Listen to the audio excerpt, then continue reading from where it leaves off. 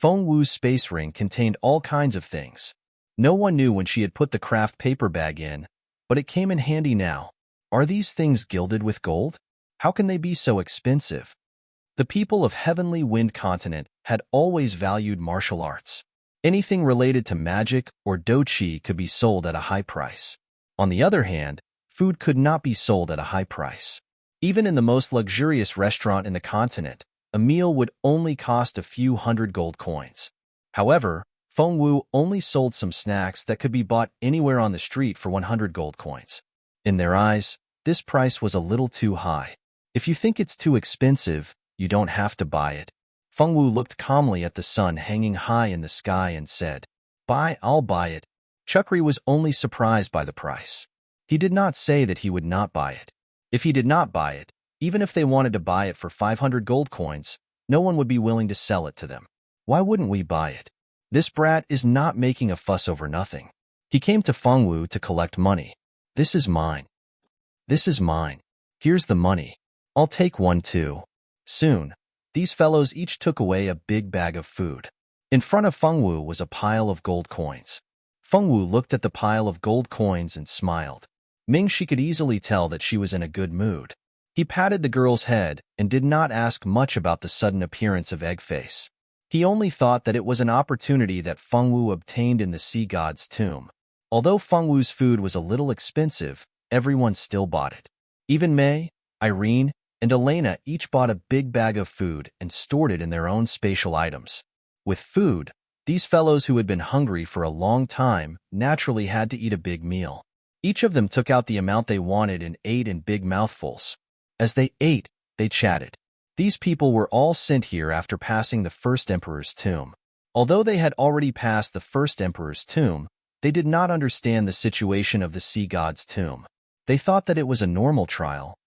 Quick, look over there. Do you see words on that rock? Lucian was just casually looking outside, but he didn't expect to see an unexpected scene. The continent's common language was gradually appearing. Those words all appeared out of thin air. Let's go take a look. These people stopped eating and quickly walked towards the big rock. The few of them walked closer and saw that the words that appeared on the big rock were, First stage. Pass through the desert and find the ancient desert city. Interesting. It seems like it's the same place we were sent to the first time. There's also a hint. Lucian laughed. But where is the ancient desert city? May Irene asked curiously. You'll know when we get there. Chukri said indifferently. Let's go. Let's go back and sit down. The weather is so hot that it's about to roast us. May Irene could only return to her seat, her expression still a little unwilling. Why do you say that this is the Sand Country and also the Tsar's tomb? He ignored the others. He was very sure that Feng Wu must have known something, which was why she had said this. The places we've been transported to the past 2 times were the tombs of human emperors from ancient times. Back then, the sea god knew that he didn't have much time left. Fearing that his tomb would be stolen by humans when his power weakened after his death, he used his divine power to move the tombs of all the famous human emperors into his tomb.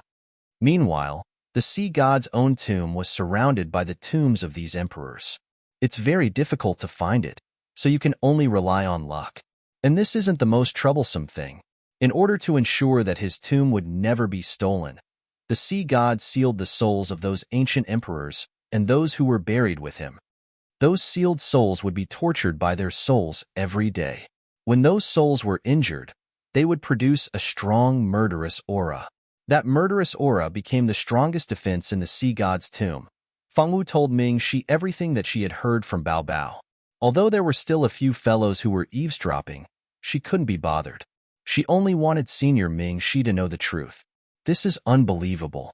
The sea god is an innate divine being. How could his heart be so cruel? He imprisoned the spirit of the human race's emperor for 10,000 years just to make me guard his coffin. Feng Li exclaimed in disbelief. Yeah, it's simply unbelievable. Lu Chun sighed. Wait, how do you know all this? May Irene discovered this loophole and directly questioned Feng Wu. In the tomb I stayed in last time, there were some related records. I knew after reading it. Bao Bao had taught her this. Bao Bao's identity was an absolute secret. When Feng Wu was about to tell the truth, Bao Bao and the other spirits had already thought of what to say. So that's how it is. Everyone nodded. Although Mei Irene wanted to cause trouble, there was no big problem with what Feng Wu said. She didn't have a valid reason to do so, so she could only sit aside angrily and sulk. So, we thought we were just trying to break through, but in reality, these tombs are the burial grounds of all the emperors of the past? Olafman stroked his chin. He didn't doubt Feng Wu's words. After all, the zombies that Feng Wu mentioned match their experiences. So, if we want to leave this place, the only way is to find the Sand Emperor's tomb and kill our way out. Eileen was also a very smart girl. It didn't take her long to figure out some things. Yeah, Feng Wu nodded. How would we know where the Sand Emperor's tomb is? Sherrod said in a bad mood. We don't need to know because there will be a hint for us, Mingxi said calmly. Yes, there will be a hint. Everyone's eyes lit up as they finally thought of this. It's good that there is a hint. If there wasn't a hint, and we had to find the Sand Emperor's tomb, that would be terrible. The entire desert is so big. Who knows where we can find it? Everyone complained. The sun outside was still so bright, and there was no sign of it cooling down at all. Everyone could only continue to hide under the rocks, hoping that it would be better at night. The desert at night wasn't as good as everyone thought. The sun had set, but the moon had risen again. If the sun brought endless heat, then the moon brought endless cold. It was still so hot during the day, but at night, it was as cold as the extreme north. It was even raining and snowing. Although the weather suddenly became cold, everyone still decided to catch up at night. Each of them held a magic umbrella that Feng Wu had bought for several times more than usual. This umbrella could not only block the rain, but also the wind. The wind blocking effect was only 30%, but it was better than nothing. Chapter 399. The desert at night was completely different from the desert during the day. During the day, the temperature was as high as 40 degrees Celsius, but at night, the temperature was as low as -10 degrees Celsius. Walking in the desert, everyone was still wearing summer clothes. Their clothes were very thin, and only a few of them had extra insulation. Some of them were so cold that their teeth were chattering. If it was cold weather, it would be impossible to see this in many countries. Feng Wu's clothes couldn't keep her warm. She could only use her dou qi to create a shield for herself to resist the cold. Mingxi, on the other hand, didn't seem to feel the cold at all. He seemed to be in a good state. Elena and the others were guessing how powerful Mingxi was. Even such cold weather couldn't do anything to him. What they didn't know was that the cold weather didn't affect him at all because it was night. At night, the moon was bright in the sky. The sun and moon of this world were real, not illusions created by the god of the sea. The sea god used her divine power to borrow a trace of the sun essence from the land of extreme yang, and then obtained a trace of the moon's extreme yin energy from the extreme cold of the extreme north. Only then did these two sun and moon, which were almost identical to the real thing, appear. As the next emperor of the Silver Moon Ancient Kingdom, Mingxi was naturally protected by the moon, so the cold couldn't hurt him at all. Because she didn't know this, Elena thought that Mingxi, who wasn't afraid of the cold, was a hidden expert. The group braved the wind and snow and walked forward. They didn't know how long they had been walking. Although the wind and snow didn't get heavier, it didn't seem like it was going to stop. After walking for a while, not far ahead, they actually found a small rocky mountain. At the foot of the rocky mountain, there was a cave. The cave was still flickering with fire. Mingxi knew that it was impossible for them to continue walking. In such cold weather, even if everyone had the protection of magic and dou qi, it was impossible to walk too far. After all, magic and dou qi were consumables. Once they were consumed, they could only wait for them to recover by themselves or consume potions. In the wind and snow, waiting for dou qi and magic to recover by themselves was like waiting for death. They would be frozen into ice sculptures before they could recover their strength. On the other hand, consuming potions would burn too much money, and they didn't have that many potions to consume. After walking for such a long time tonight, everyone was almost at their limit. They had to find a place to rest. After everyone exchanged their opinions, everyone agreed to go to that place to take shelter from the wind and snow. At most, they would walk more during the day to make up for the distance. As he walked into the cave, He could feel the faint light of the fire coming from the cave. Could it be that there was someone inside? Everyone guessed. Regardless of whether there was anyone inside, they were all so cold that they couldn't stand it anymore. At most, they would just squeeze in with the people inside. After making up his mind, Ming-Shi walked at the front, followed closely by Fengwu, Elena, and the other girls. The rest of the youths walked at the back. They carefully moved forward and finally entered the cave. Sure enough, there were people in the cave, and they were familiar faces. It was Zicheng and Eve. The two of them were quite lucky and hadn't been separated from each other since entering the Tomb of the Gods. In addition to the two girls, there were two men. One of them had a long sword beside him, while the other had nothing beside him. However, just by looking at his magician's robe, one could tell that he was a magician. The one with the long sword was called Junziya, a direct descendant of the Jun family of the ancient eastern country. The other man was Caesar. Of course, it was impossible for Caesar to be separated from the female lead. Even though they had been teleported twice, they hadn't been separated. Along the way, their relationship had improved a little. Zicheng had raised his favorability to over 90, but unfortunately, it still hadn't reached 100. Zicheng knew that the calmer and more self-controlled people like him, the harder it was to raise his favorability. She wasn't in a hurry. She was confident that she could win this man over. The four people in the cave were shocked by the sudden appearance of Ming-Shi's group, especially Zicheng. She didn't expect to meet the person she didn't want to meet the most so soon. Back on Demon Wind Island, in order to obtain the demon-suppressing sword, she had released the ancient demon general and almost caused a disaster. Ming-Shi, who had witnessed everything, would definitely report this to the school. When that happened, what awaited her would be a virgin from Notre Dame du Starlight. Because of this, Zicheng's face turned pale. Even Caesar didn't notice it. Their attention was now focused on Ming-Shi's group, who had just entered the cave. "I'm sorry, the snowstorm outside is too heavy. Can we rest here for the night?" Lu Chen asked sincerely. "Of course." Junziya nodded. Although he was expressionless and looked a little cold, from his words, one could tell that he wasn't a cold person. "Thank you."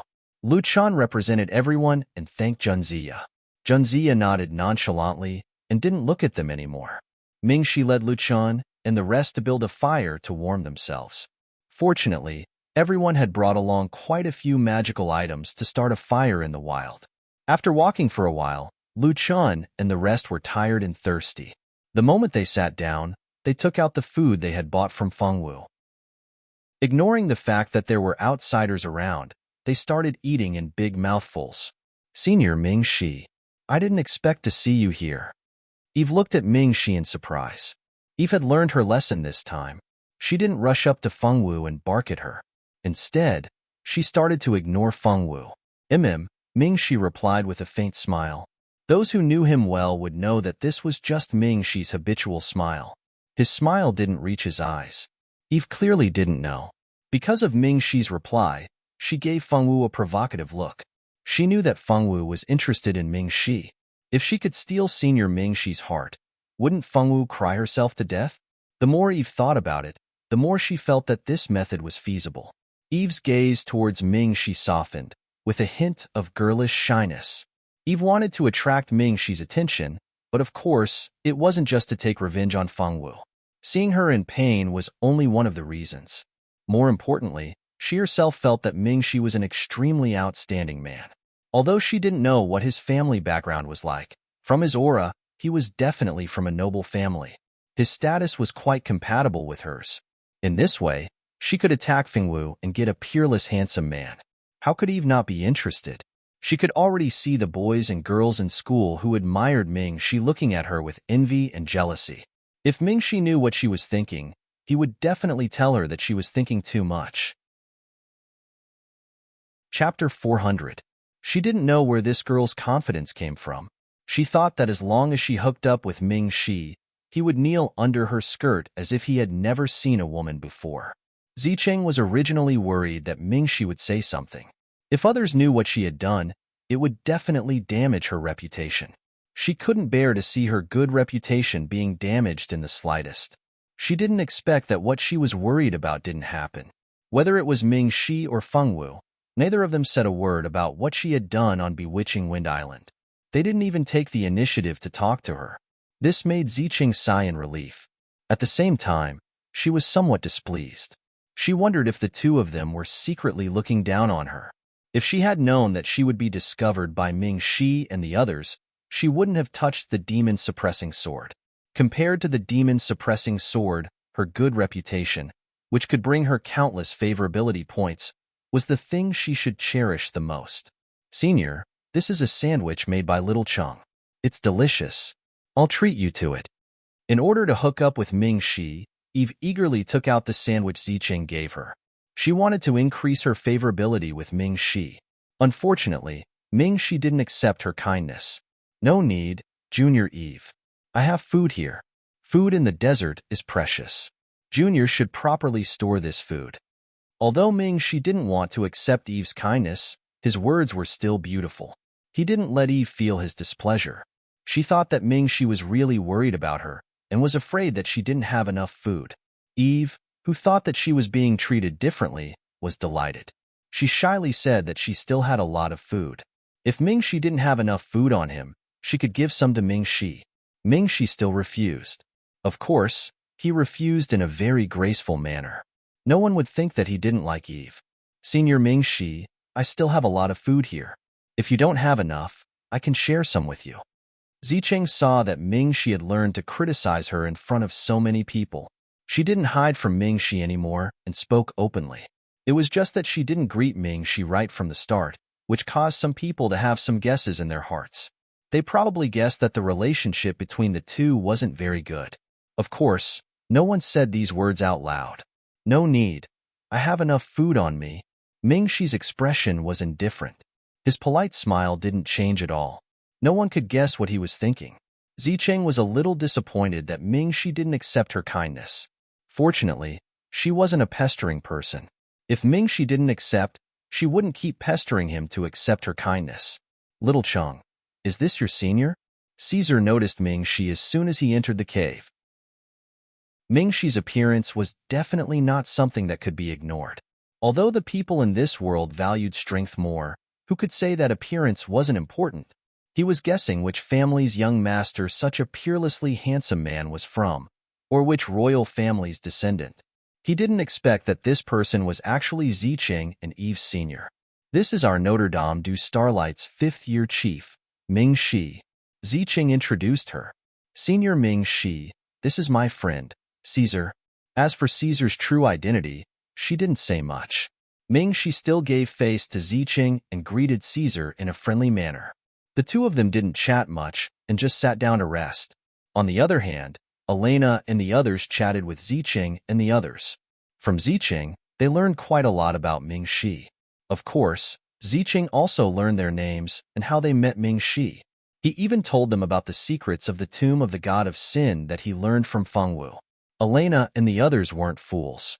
They naturally had their own considerations for telling them this. If they wanted to leave this sand country's territory, the more people they could bring with them, the better. They had already guessed how dangerous the road ahead would be. It wouldn't be wrong to bring a few more people with them at this time. Telling them these things was like giving face to Ziqing and the others. After Caesar, Juanza, and the others found out about the tomb of the emperor, they were also shocked.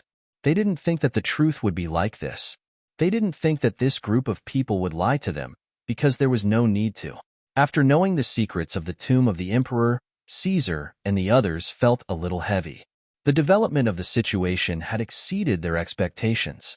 No one would have thought that the sea god would be such a vicious and merciless god. No matter what they thought, the alliance between the two groups could be considered to have been achieved. The snowstorm outside was still very strong, but it was very warm inside the cave. Fengwu took out a blanket from her spatial ring, then leaned against Ming Shi and sat beside the fire. The warm blanket was draped over the two of them. Ming Shi had wanted to refuse, but Fengwu's aggrieved and serious expression made it hard for him to say no. They leaned against each other for warmth. Ming Shi could feel the warmth from Fengwu's body, and his heart softened. Elena, May, Irene, and Eve didn't feel good when they saw this scene. They wanted to squeeze their way over, but they couldn't bring themselves to do so. They could only watch and sulk. They even cursed Fengwu over 800 times in their hearts, cursing her for being shameless and seducing men. The night passed slowly, with everyone having their own thoughts. The next day, Mingxi and Fengwu woke up early in the morning. Because it was too hot, the two of them were almost woken up by the heat. Mingxi was a little surprised. He actually slept so soundly. He clearly knew how dangerous the environment was, but he actually fell asleep. Mingxi didn't dare to imagine. If someone had the intention to kill and steal, they might accidentally die in this place. If that happened, they wouldn't even have a place to cry. Fortunately, nothing happened last night. As he breathed a sigh of relief, he also made up his mind to not let the same thing happen again. The sun in the morning was relatively warm, only about 30 degrees. Everyone ate something and immediately set off to search for the ancient desert city mentioned in the notification. They walked in the desert.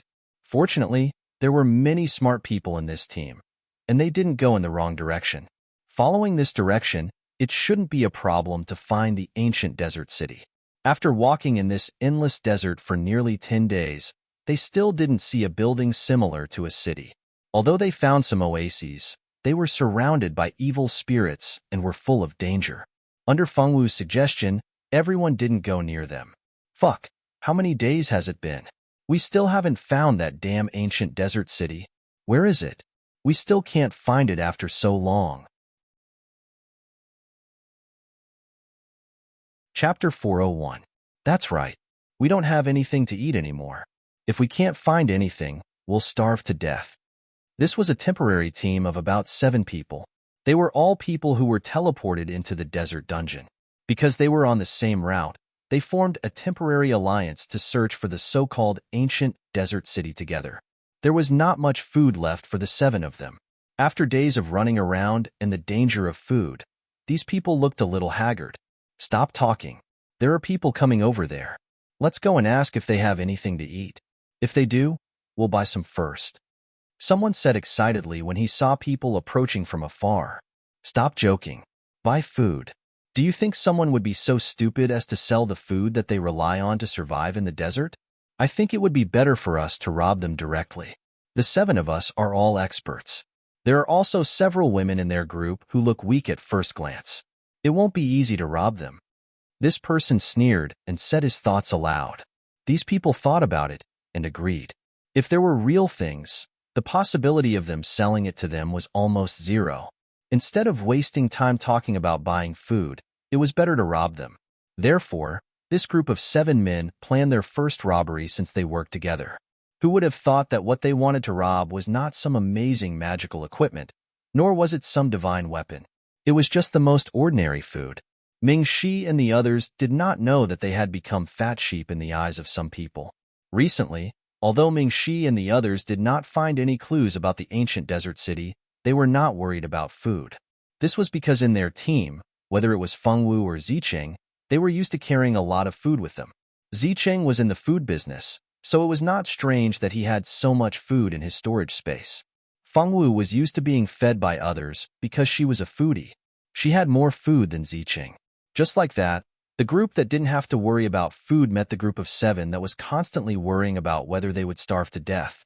Stop. Hand over your food. Not far in front of Mingxi, a large man wielding a saber suddenly appeared. This large man held a saber that was half the height of a person and stood in front of Mingxi in an awe-inspiring manner. A gust of wind blew past, lifting up the man's long hair, revealing a haggard face covered in stubble. That's right. Hand over all your food. Hand over the food, and I won't kill you. One by one, 7 people dressed in non-mainstream clothing appeared, carrying all kinds of weapons. Some were wielding axes, some were wielding swords, some were wielding broadswords, some were wielding whips, and some were wielding ordinary magic swords. Of course, there were also those wielding magic staffs. The 7 of them stood in a row with different weapons in their hands.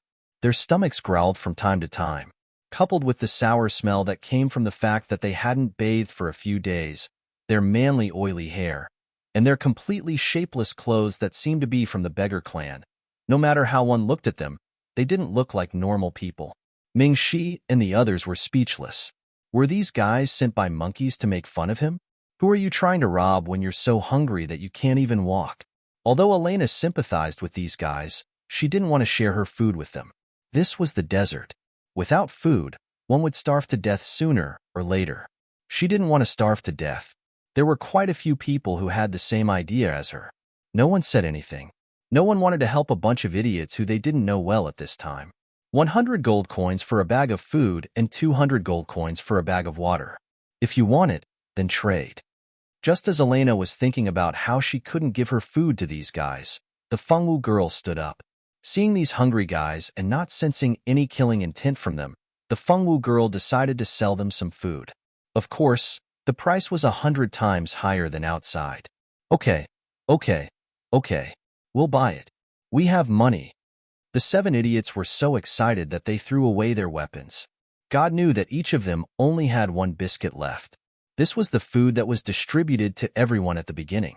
At most, it could last them for 2 more days. Now that they couldn't find anything to eat, they could only starve to death. At this moment, the Fengwu girl, who sold them precious food, was as kind as a goddess. Although this goddess's price was a little expensive, they weren't afraid of the price. They were only afraid that they wouldn't be able to buy it. Originally, they wanted to steal a portion of the food to tide them over. They didn't want to kill anyone. They weren't murderers. They wouldn't kill anyone just to steal food. They didn't expect to be so lucky. The robbery had just begun, and there was already a kind person who was willing to sell them food. There were still many kind people in this world. They started to believe in love again. The 7 men were afraid that the Fengwu girl would change her mind. They quickly took out their money to buy food. Fengwu girl had a lot of food and water. Her biggest hobby was collecting food. Although the food she collected wasn't too expensive, it was enough to keep them hungry. No, I don't agree with you selling food to them. This food belongs to our team. If you sell it to them, what about the rest of us? Irene May glared at Fengwu girl angrily. Her accusing eyes made it seem as if Fengwu girl had done something outrageous. The 7 men also glared at Irene May. Where did this stinky woman come from? Didn't she know that stealing food from a tiger's mouth would be punished? This is mine. Fengwu girl looked back at Irene May seriously. She refused to admit that her food was the shared property of the team. You're a member of our team. The food you have should be considered the shared property of all of us. You don't have the right to sell it. This strange theory made Fengwu girl blink her eyes. Fengwu girl looked at the self-righteous girl with a strange expression. Elena and the others behind May Irene girl looked uncomfortable. Although they didn't agree with Fengwu girl's method of selling food, they didn't have the face to say such a strange theory. There's something wrong with your brain. She stared at May Irene girl seriously for a long time before saying with a solemn expression. Many of them couldn't help but laugh, especially the 7 men who had almost lost their food when May Irene girl interrupted their transaction. The resentment of food was very scary. Ah, this is the first time I've heard such a strange theory in my life. I just found out that a team has to share everything with others. Chapter 402. Ah, this is the first time I've heard such a weird theory in my life. I just found out that a small team has to share everything with the others. Why doesn't she share her man with us? What kind of man can she have with that kind of character? She looks like a jinx to her husband. That's right. Ugly people are always mischievous. Ha ha ha ha. She really has a hole in her head. The 7 robbers laughed without restraint. Although the others wanted to laugh as well, they didn't laugh out loud to give Irene May some face. Only the 7 of them wouldn't give a girl any face. You. Irene May glared at the 7 of them with a venomous expression. She wished she could go up and kill them. If it weren't for her rationality, she might really have rushed up to them. What about us? Woman with a hole in her head. That's right. You have a hole in your head. Each one of them had a hole in their head. Fengwu May Irene May shouldn't have stopped you from making a deal with others, but she's doing it for everyone's sake. Without food, I'll starve to death here. Before you sell your food, can't you think for all of us? Although Eileen's voice was very gentle and even had a hint of pleading, Fengwu May could tell that Eileen was on Irene May's side. Fengwu May blinked her big eyes, feeling wronged. These are my things. Why should I think for you? We're not friends. She didn't care if these words would offend others, she just said it. However, the Fengwu girl remembered that Mingxi was also here, so she changed her words. Senior Mingxi is a good friend. As she spoke, the girl's eyes had a hint of fawning, as if she was afraid that Mingxi would be angry with her. Mingxi was angry and amused at the same time. He rubbed her head to show that he wasn't angry. Fengwu breathed a sigh of relief and her mood soared. Among these people, the Fengwu girl only cared about Mingxi. Other than Mingxi, the others were just strangers to her.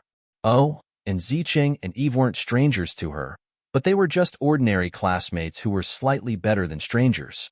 Although Fengwu's words were not pleasant to hear, it was true. They just met by chance and were not really friends. Although this was something that everyone knew, no one would say it out loud. Of course, Fengwu girl was an exception. Fengwu girl's words left Elena speechless. She pulled Mei Irene, who was about to have a stroke, to the back of the crowd. She didn't care what Fengwu did with the food. Ziqing wanted to speak up for Elena and the others, but she was more afraid of angering Fengwu and causing her to spout nonsense. If that happened, it would be bad. So this time, Ziqing remained silent. Even when Eve wanted to help Elena and the others, she was stopped by Ziqing. She successfully traded some food to the 7 non-mainstream people. The 7 of them were just short of hugging her leg and calling her a goddess. Although Elena and the others weren't too happy, they didn't say anything. They didn't want to be attacked indiscriminately by Fengwu again. The 7 of them were much more confident after receiving food and water. They volunteered to join Fengwu's team and move with them. Thus, Fengwu's team grew stronger again. It was a good thing that the team grew stronger, but they still couldn't find any clues about the ancient desert city. Baby, what do we do? We can't find it. Fengwu said listlessly. It was too hot during the day and too cold at night. Fengwu, who had always lived on Mount Yuehua, was very uncomfortable. Don't worry. Let me take a look. Baby was also anxious. He hated this kind of hot place. Even lying on Fengwu's head to sleep, he was worried that he would be roasted when he woke up. Baby tried his best to use his power to predict the future, hoping to find the location of the ancient desert city. After Baby's hard work, she finally saw some scenes of the future. Sandstorms, quicksand whirlpools, underground cities, white bones. These images appeared in Baby's mind. Through these images, he roughly knew why everyone couldn't find the ancient desert city. The ancient desert city had been buried in the yellow sand tins of thousands of years ago. If one wanted to find it, they would have to rely on luck. Otherwise, no one would be able to dig a hole in the desert to find the buried city. Fengwu and the others, on the other hand, were all lucky. Don't worry. You will find the place soon. Baby said confidently. Oh, Fengwu nodded. She was quite happy. Wait. At this time, the spirit of the emperor suddenly called out to Fengwu. What's wrong? Fengwu turned around. I sensed the Tsar's aura. He is nearby.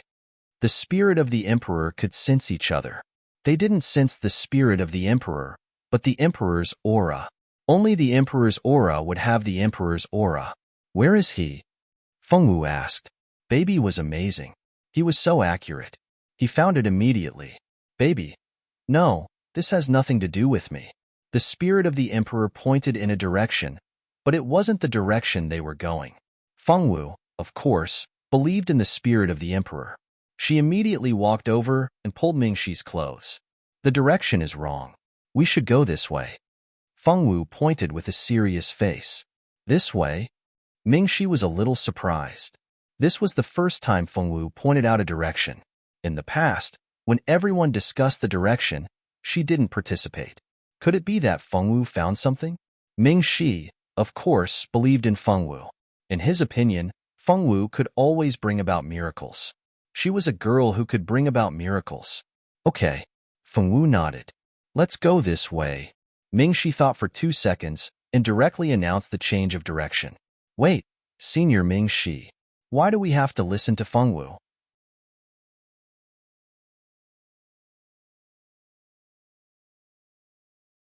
Chapter 403. No one came out to stop them. Everyone changed direction and continued to move forward. The spirit of the emperor led the way in front. Fengwu would occasionally ask everyone to take a turn or something. It looked like she was the one leading the way. There was no other way. After all, no one could see the spirit of the emperor. They walked for half a day, and the sun was getting bigger and bigger. They had to find a place to hide from the sun, or their bodies might not be able to take it. They had been like this for the past 10 days. They hurried in the morning and found a place to rest in the afternoon and night. They didn't have much time to hurry because the weather didn't allow it. Are we there yet? Bao Bao flew beside Fengwu and asked listlessly. We should be there soon. My senses are getting stronger and stronger. We won't be too far away, the king's spirit said. Let's find a place to rest. The sun is too strong. We can't go any further. Zicheng wiped the sweat off his forehead. His forehead was covered in sweat. Little Cheng is right. It's too hot. I can't walk anymore. Eve drank a big mouthful of water. Her cheeks were red like a drunk person, as if she had a heat stroke. Let's go over there. There's a big tree over there. We can set up camp under it. Caesar felt bad for Zicheng, so he turned around and said to everyone. The others didn't have any objections and agreed with Caesar. In this desert, green plants were not common, especially this kind of tree that was a few meters tall. He didn't know what kind of species this tree was, but from the fact that it could grow luxuriantly in the desert, it could be seen that this tree had a very strong vitality. Fengwu still couldn't hear the sound of plants. Although she was a little disappointed, she still pulled herself together and set up the tents with everyone. Fengwu sold the tents at a high price. After all, Fengwu was the only one among them who could store such things in the space ring. The group of them set up tents under the big tree. Fengwu and Mingxi stayed together, while the others were assigned to their own tents. However, everyone stayed with the people they were familiar with and trusted. Of course, those who wanted to stay by themselves could also pay for their own tents. It was actually very stuffy to be cooped up in the tent on such a hot day. Fortunately, this was a magical world. Anything could be solved with magic, including lowering the temperature in the room. Only a small magic tool was needed to adjust the temperature of the room. Therefore, they wouldn't feel stuffy living in a tent. Instead, they could get a good rest. Xiao Wu, there's a lake in front. Do you want to take a bath with us? Feng Li's voice suddenly came from outside the tent. Fengwu and Mingxi walked out of the tent and saw Feng Li standing outside. Zicheng, Eve, Mei, Irene, and Elena were also there. There's a lake in front? Mingxi was a little surprised. He didn't expect to be lucky enough to find a lake. Yes, there is. Little Cheng and I were just going to check out the terrain over there. We didn't expect to find a lake as soon as we crossed the sand dune. The lake isn't very big, but the water quality is pretty good. Eve answered Mingxi happily. The news of Zicheng and the others finding a lake had attracted the attention of everyone in the temporary team. What they lacked the most in the desert was food. Now that they had found a drinkable water source, the first thing they wanted to do was to replenish their supplies. The girls, on the other hand, wanted to jump into the water and have a good bath. None of the men present objected to their desire to take a bath. However, everyone made a request. They had to wait until the water was ready. If they let them take a bath now, wouldn't they be drinking their own bathwater in the future? Fengwu also wanted to take a bath. Although people who practiced magic and Doqi only needed to use these two types of energy to cleanse their bodies and didn't need to bathe in water, it still felt weird to not bathe in water. Especially for Zicheng and Fengwu, who were used to bathing in water since they were young, it felt weird not to bathe in water. One by one, the men took the empty water bags to the lakeside to fill them with water. The girls were already waiting by the lakeside, waiting for them to get the water so that they could bathe together. Mingxi and the others came to the lake to take a look. Sure enough, it was a clean lake. There didn't seem to be any problems with the water. After confirming that there was no problem with the lake water, the men moved quickly. They didn't let the girls wait for too long before they filled up all the water bags. After the men left, the girls took off their clothes one by one and jumped into the water. Although the sun was shining brightly outside, the water was still slightly cool. After jumping into the water, they felt great. I feel like I've finally come back to life. Elena happily enjoyed the slight coolness of the lake water. At this moment, she felt her whole body relax. Me too. I can finally take a good bath in the water. Although I've been using magic to cleanse my body every day for the past 2 days, I still feel sticky. I don't know if it's just my imagination. Heavens, my hands and neck are all tanned. Fengli cried out in surprise. She touched her tanned hands and wailed. I'm tanned too. Zicheng stared at his arms in distress. His skin exposed to the air was much darker than the skin under his clothes. It seemed that he would have to spend some time whitening his skin after leaving. Fengwu, you're not tanned at all. Fengli looked at Fengwu's hands in disbelief. The girls' necks, faces, and hands were all heavily sunburned. Although the degree of their skin was different, they were all tanned. Fengwu was the only one who didn't usually notice it. However, after taking a closer look, her skin didn't seem to have changed at all. Not to mention getting tanned, her skin wasn't even dehydrated. She looked exactly the same as usual. There was no difference at all.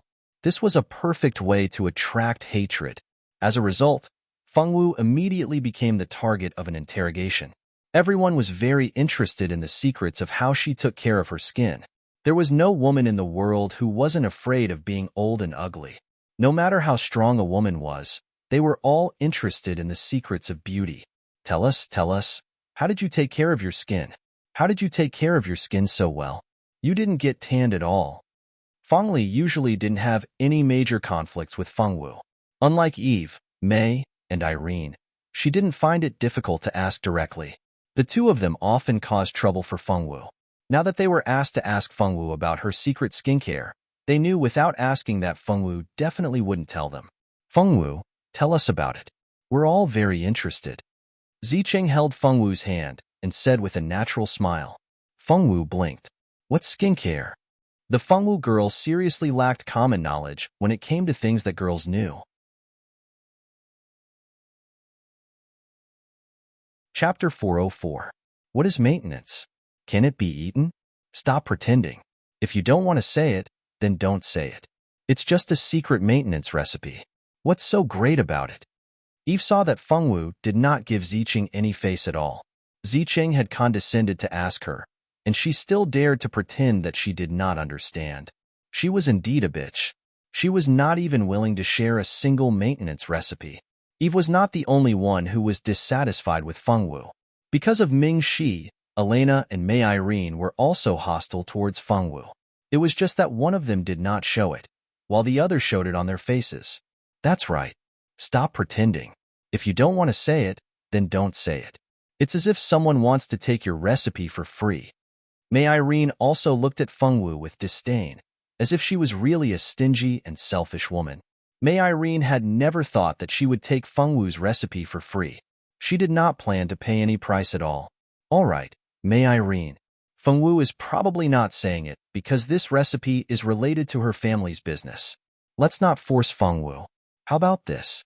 Fengwu, how many maintenance products do you have? We'll all buy them from you. What do you think? Elena had always been very rational and considerate in order to show others that she was considerate in front of others. Even in front of the annoying Fengwu, she still had to maintain her demeanor. Mei Irene saw this and sneered in her heart. Pretending. Who doesn't know your true colors? However, she continued to agree. All right, Fengwu. This time, you can't say that you don't have any more. I don't know what you're talking about. Fengwu shook her head and threw a confused look at them. Fengwu couldn't be blamed for this. This girl had never bought those expensive skincare products in her entire life. How could a girl like Fengwu, who had never taken care of herself, share her sunscreen skincare experience with others? All the girls were a little angry. Fengwu, what do you mean? We already said that we will give you money. Are you still worried that we won't give you money? Eve glared at Fengwu. That's right. What's the meaning of this? Do you not want to sell it to us? Mei Irene said angrily. Zicheng and Elena didn't look too happy either. However, both of them were people who cared about their image. If someone didn't want to sell it to them, they couldn't force them to. The two of them would never do something that would lower their status and ruin their image. As for Fengli, although she was disappointed, she wasn't angry. However, Fengwu's act of playing dumb still made Fengli choose to watch coldly from the sidelines. She didn't help Fengwu. In the end, she was still a little angry. In fact, they had wronged Fengwu girl. When she said that she didn't know, she wasn't pretending. She really didn't know. Logically speaking, it was normal to get tanned under the sun every day. It would be abnormal if she didn't get tanned. However, Fengwu had a cute pet called White Lotus. White Lotus had its own cooling and anti-ultraviolet radiation properties. She wore White Lotus on her wrist every day like a bracelet, so it was normal that she didn't get tanned. However, these girls didn't know this and thought that Fengwu had secretly used some miraculous sunscreen skincare products. Because of the skincare products, Fengwu's narrow-mindedness had angered everyone. Unknowingly, Fengwu was isolated. Fortunately, Fengwu wasn't a girl with a fragile heart. She wouldn't hide and cry because she was isolated by the girls. The girls who were talking about the skincare products just now didn't notice that there was a large dark cloud in the distance that was quickly approaching. Everyone, come over here. Something bad has happened. The girls who were playing in the water heard someone shout. They immediately took out clean clothes and changed into them before running over as fast as they could. The person who shouted was one of the 7 young men. He was sweating profusely as he looked at Fengwu and the others running over. Quick, let's go. Something bad has happened. As soon as the young man finished speaking, he immediately called out to Fengwu and ran. It really looked like something urgent had happened. Zicheng and the others' hearts tightened. They followed the young man and ran to the campsite where they had set up camp. When the girls noticed the campsite, they realized that the tents had been put away. The men's expressions were a little strange. It's good that we got them back. Everyone, let's get out of here. Mingxi stepped forward, grabbed Wu's hand, and ran quickly in a direction. Caesar also pulled Zicheng and strode after them. What happened? Elena asked in confusion as she followed the few men she was familiar with. Don't mention it. There's a sandstorm coming soon. We have to get out of here quickly. The one who answered her question was Olafman. Sandstorm. Elena, May, and Irene were all shocked, but they immediately sped up. After knowing what kind of danger awaited them, no one dared to stop. If they didn't leave quickly and find a place to hide, they were afraid that they would be buried alive by the sandstorm. Huff, huff. Everyone panted and ran forward with all their might. It's in this direction. I feel like we're getting closer and closer. The spirit of the emperor led thousands of spirits behind Fengwu and ran together. It's true. Bao Bao was overjoyed. Great, we're finally here. Senior Mingxi, it's right in front. Fengwu immediately told this good news to Mingxi. Mingxi was stunned. He didn't ask why Fengwu knew this. He only nodded to show that he understood. Mingxi and Fengwu sped up at the same time, and the others immediately followed. At this time, they could see a large patch of dark clouds and sandstorm moving forward quickly behind them. If Mingxi and the others couldn't find a place to hide, they might be in danger. They flipped over a sand dune, and just as they were sliding down the dune, they didn't expect to see a quicksand whirlpool. Fengwu and the others only had time to scream. They didn't even have time to escape before they were sucked into the quicksand whirlpool. Plop. The sound of water dripping could be heard from time to time. Fengwu opened her eyes, but found that there was no light around her. She summoned a magic prop for illumination, and soon Fengwu's surroundings were lit up. Bones, endless bones. Fengwu found that she was lying on a piece of white, and not far from Fengwu, there was a group of people. These people were the temporary team members who fell down with her. At this time, Mingxi also woke up. He looked at the surrounding environment, and the first thing he wanted to do was to find Fengwu. Finding that Fengwu was fine and woke up like him, Mingxi was secretly relieved. Let's wake everyone up first, Mingxi said. Fengwu nodded, and the two went to wake up the people who fell down one by one. Zicheng was the third to wake up, and Caesar was the fourth. These two, as the original male and female lead, didn't need others to wake them up. They could wake up by themselves.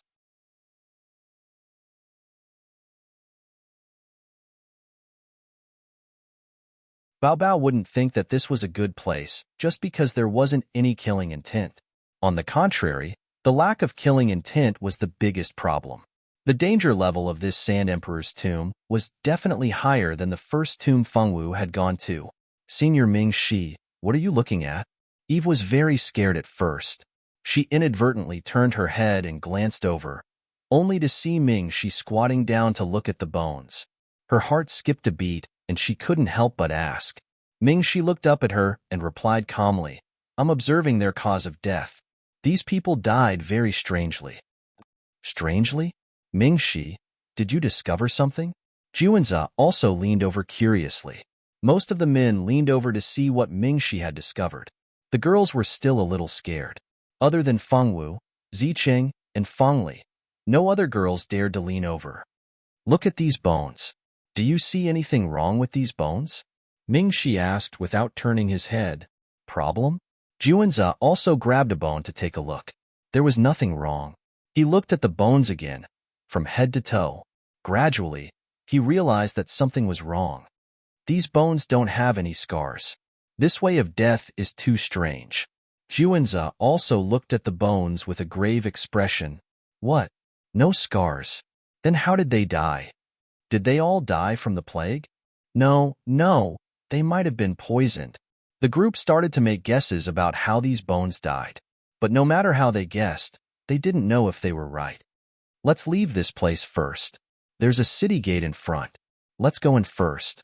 Ming-Shi pointed at the majestic city wall in front of them. The city wall was very tall, about a few dozen meters tall. Behind that huge wall should be the legendary ancient desert city. Above the city gate, there were indeed the words Ancient Desert City carved on it.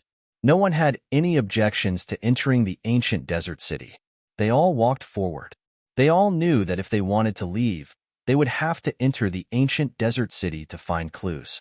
Ming-Shi held Fengwu's hand and walked in front as usual. The spirit of the emperor kept looking in the direction of the city gate with an ugly expression. I didn't expect that he would be willing to use such a method to obtain eternal life. The spirit of the emperor muttered to himself. Fengwu didn't notice what he said. When they reached the city gate, they realized that there were a few people there. These people had obviously come earlier than them, but they didn't enter. It was obvious that something had happened. More people are here. This is great. Everyone is trapped in this godforsaken place. A middle-aged man said with a smile. Sigh. A young man sighed, but his expression was numb. The others didn't say anything. They just looked at them strangely. You guys are also here to look for the ancient desert city. Why don't you go in? Sherrod asked curiously. Sigh. How do you know that we didn't go in? It's because we went in that nearly half of the people died. The people in front of you now are just survivors who just escaped from the city. The middle-aged man said listlessly. You guys have entered the city. Is it very dangerous in the city? What is it like in the city? Are there many monsters attacking you? Hurry up and tell us. The more we know, the higher the chances of everyone passing together. These people talked one after another, trying to get more information from the middle-aged man. Big brother, can you tell us what happened in the city? Ming-Shi asked on behalf of everyone. Everyone looked at the man expectantly. 2 days ago, our temporary team and I were the first batch of people to arrive here. After we arrived, we immediately entered this ancient desert city. There was clearly no one in the city, but we felt like we were being watched by countless people. Later, people started to go missing. The missing people couldn't even find their bodies. We were afraid that there was something strange in the city, so we left the city. We didn't expect something even more terrifying to happen at this time.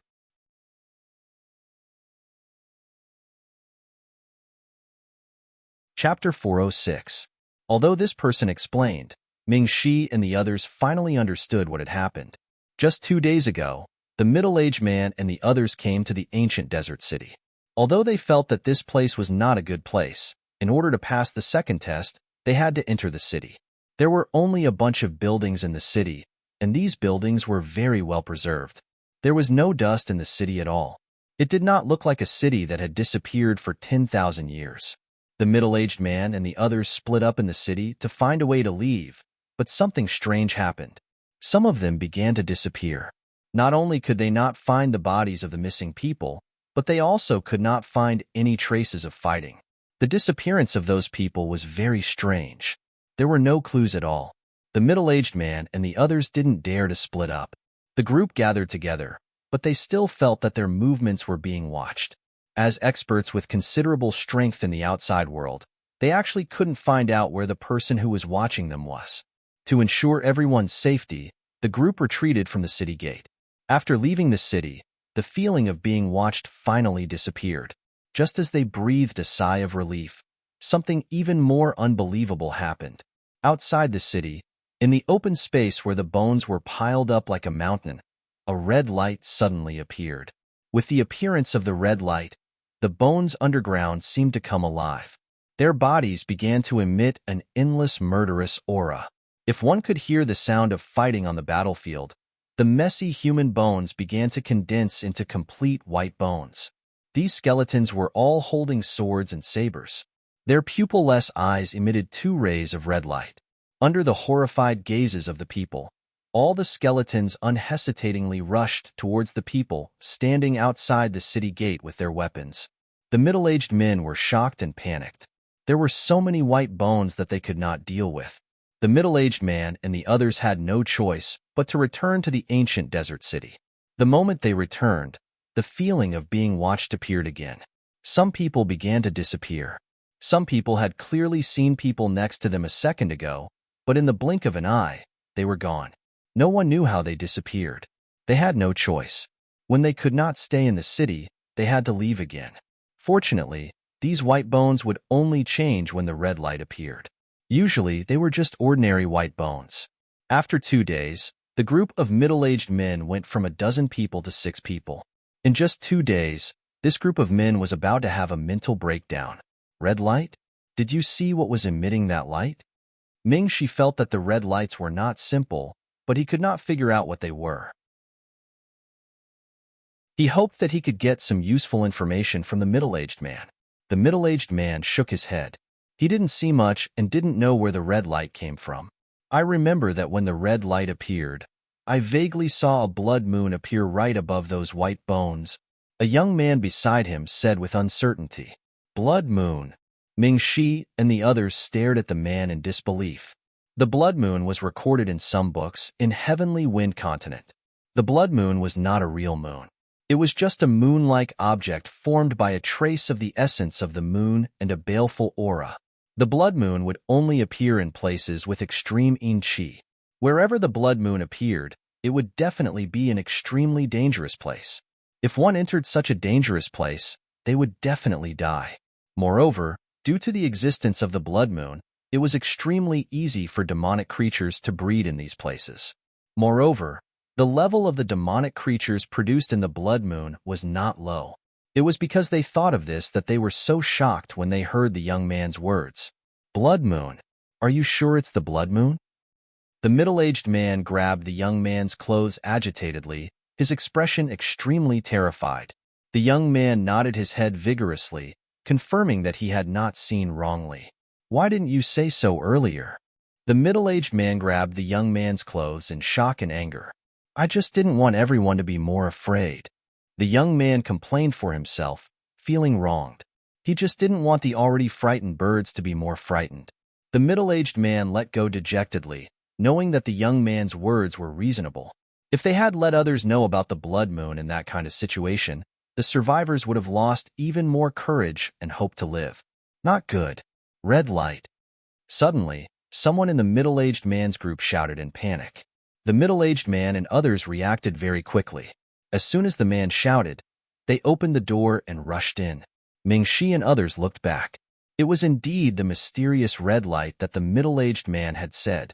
Ming-Shi also saw that the young man was probably not lying. There was indeed a blood moon in the sky.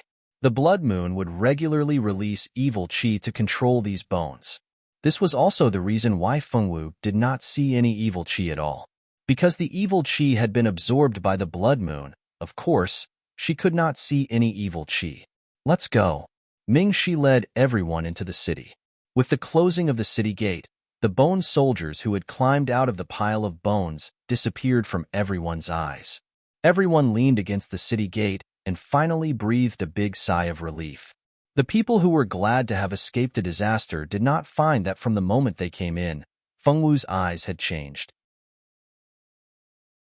In the eyes of others, the city was an empty space, but in Fengwu's eyes, it was a sea of people. A lot of spirits looked at them coldly in front of them, and what was even more terrible was that all the spirits here looked exactly the same. Yes, all the spirits in the desert city had the same face. This was simply impossible, but it still happened, and it happened in front of Feng Wu's eyes. She could not believe it, even if she did not want to. Who are you? Feng Wu looked at these people quietly, her eyes full of doubts. Why were there so many people who looked exactly the same looking at them? Feng Wu was very puzzled. She could not understand why she chose to directly look at those people. She did not feel any resentment from these people, nor did she feel any evil qi or unwillingness. This was very wrong. There was no unwillingness, evil qi, or resentment. It showed that they were worried when they died. It was impossible for a free spirit to stay in the world for a long time if they did not have a contract with the necromancer. They would be sent to reincarnation by the rules of the earth. But these spirits in front of her, each of them seemed to have no problem at all, but they did not reincarnate. This was what Feng Wu could not figure out the most. Who are you talking to? May Irene had just breathed a sigh of relief when she saw Feng Wu staring at the empty street and talking to herself. It was a little scary.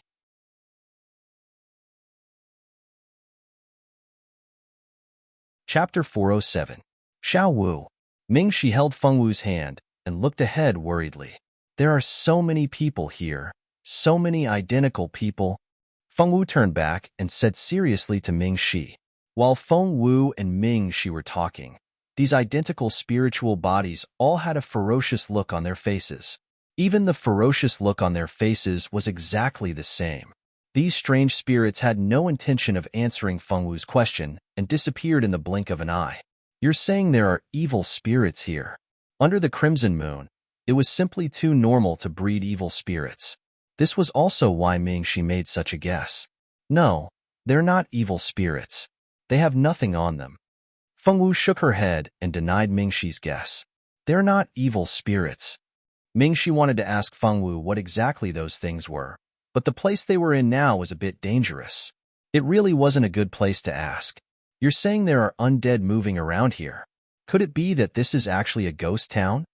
Ghost town. This name is really appropriate, Bao Bao thought. Eve, who was speaking, was shocked by her own guess and broke out in a cold sweat. People were afraid of the unknown. Undead were exactly what ordinary people were afraid of. Apart from necromancers, no one would particularly want to see spirits. Little girl, you're a necromancer. The middle-aged man who escaped first looked at Feng Wu with shining eyes.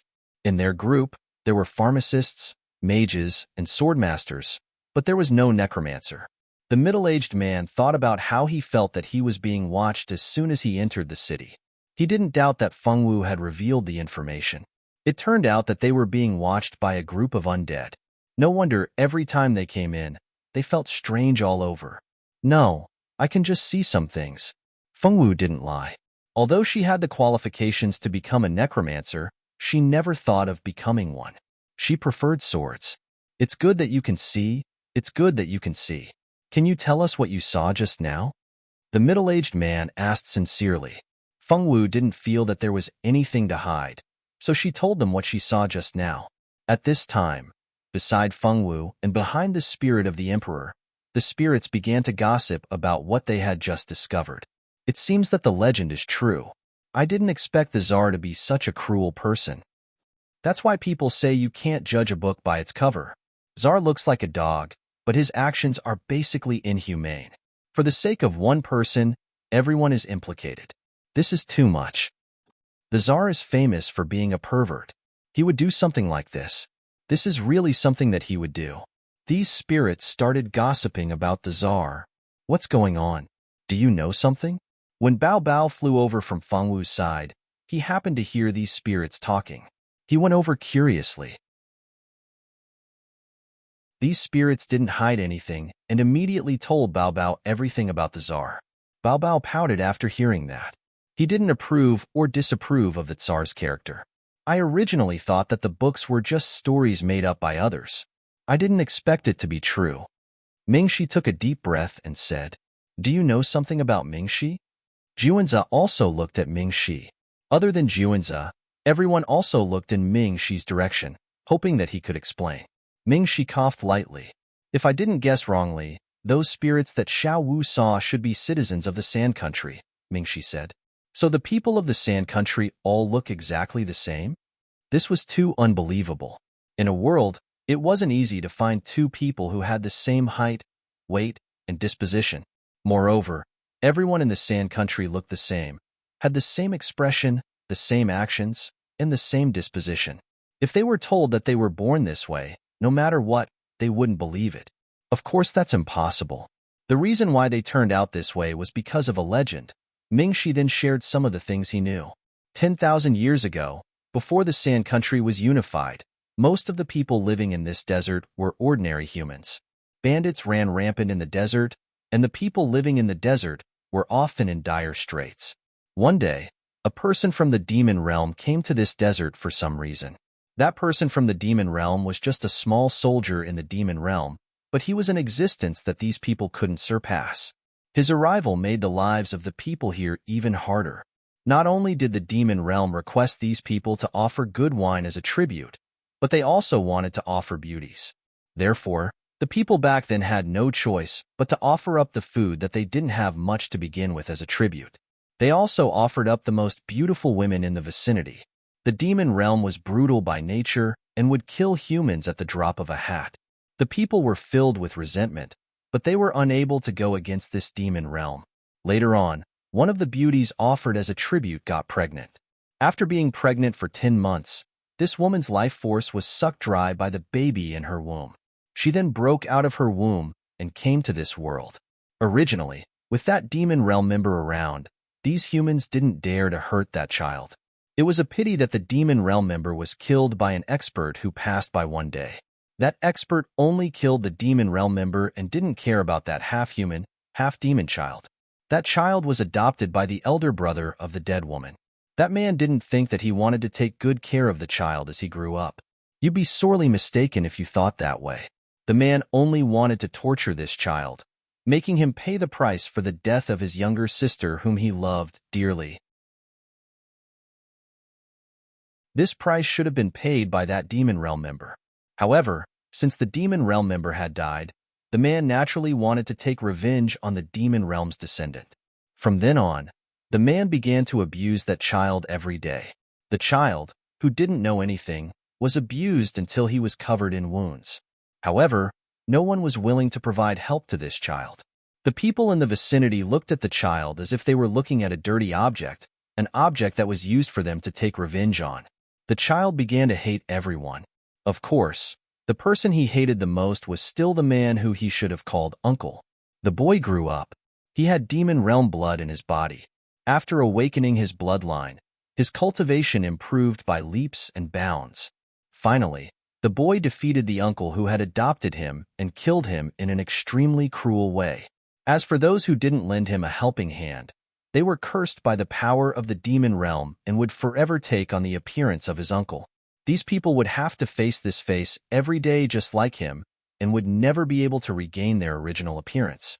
Later on, the Sand Country was established. The citizens inside all took on the appearance of the Sand Emperor's uncle and would never be able to change back. Regardless of whether it was a man or a woman, it was the same. The citizens couldn't even commit suicide and could only be imprisoned in this ancient desert city by the Sand Emperor forever.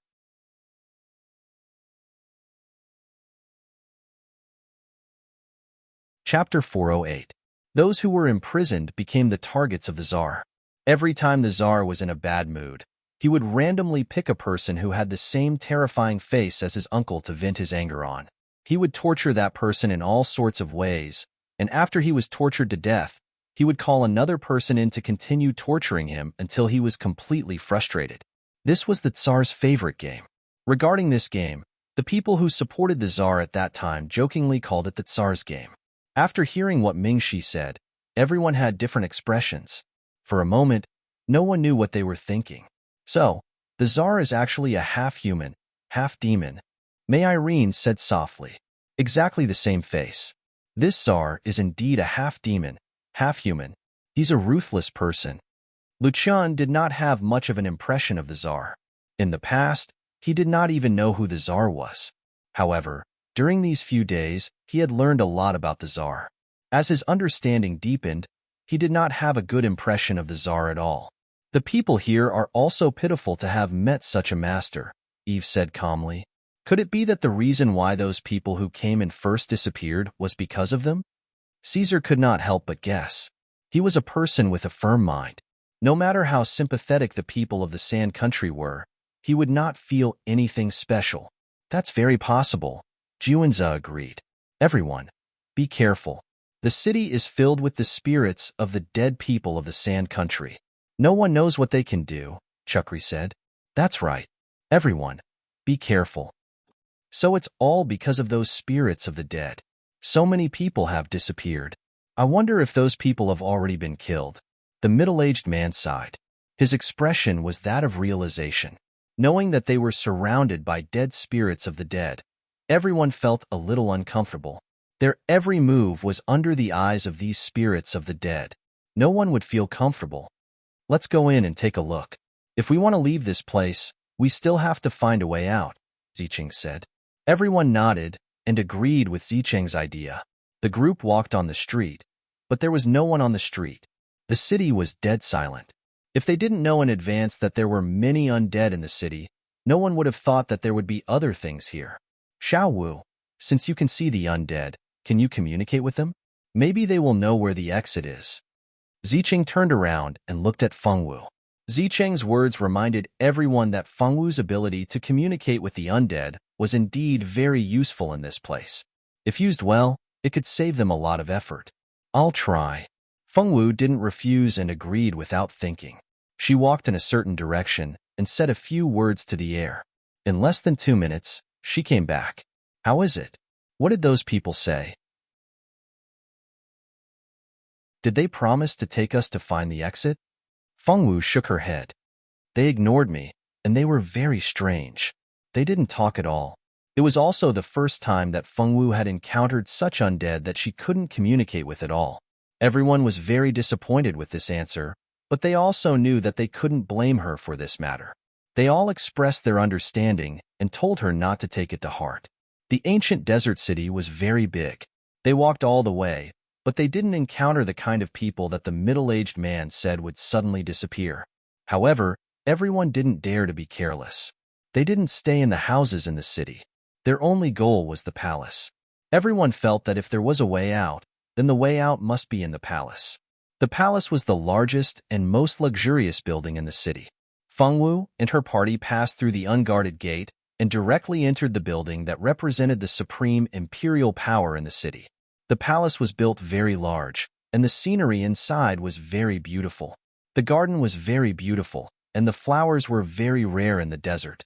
Through the garden, they entered the hall. The hall was magnificent, and the walls were inlaid with night pearls for illumination.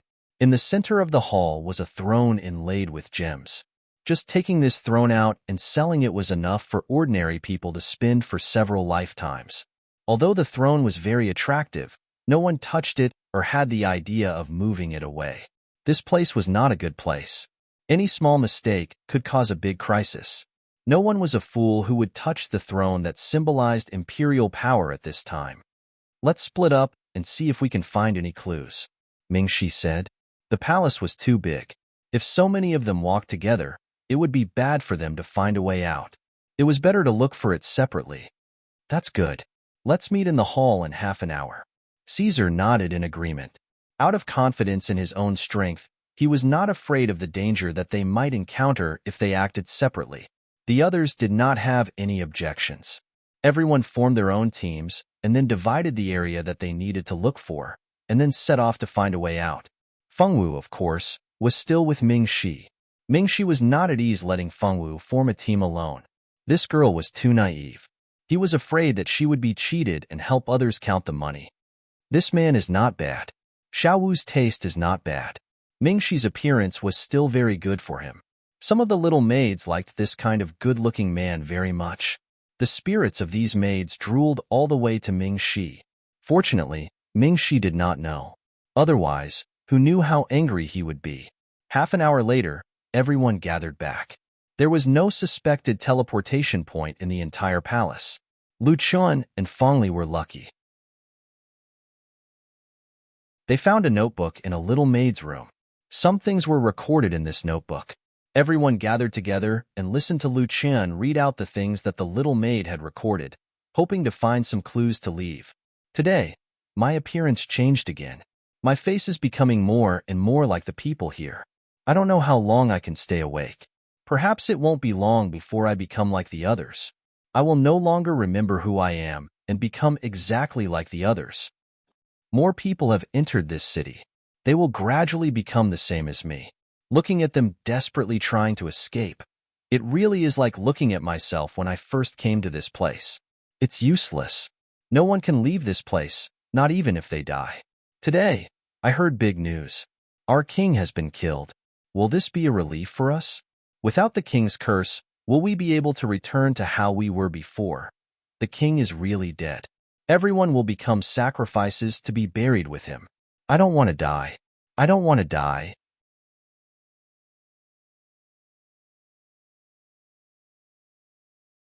Chapter 409.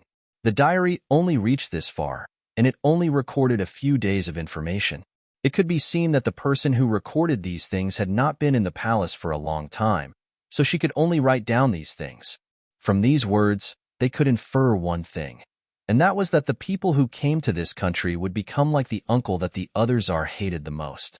Not only would their appearance change, but even their thoughts would change.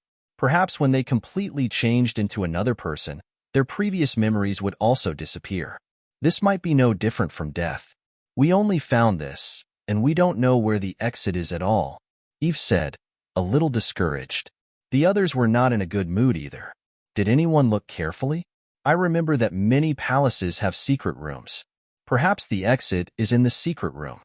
Zicheng pondered for a moment before saying, I looked very carefully. I almost dug up the floor.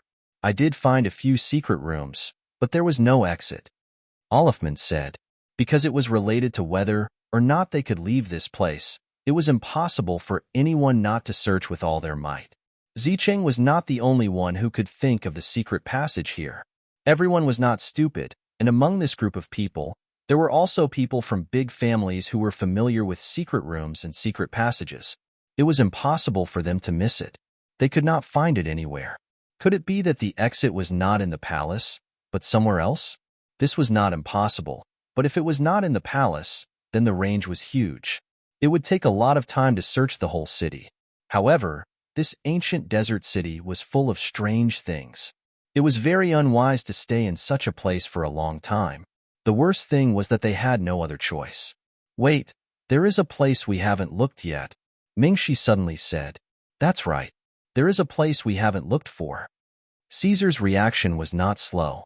He quickly knew what Mingxi was talking about. The garden. The two of them said the answer in unison. They had searched all the rooms in the palace, including the servants' room and the kitchen, but only the garden had not been searched. Everyone suddenly realized, but it was true. They had not searched the garden yet. Everyone rushed towards the garden. At this time, the spirit of the emperor and the others spoke.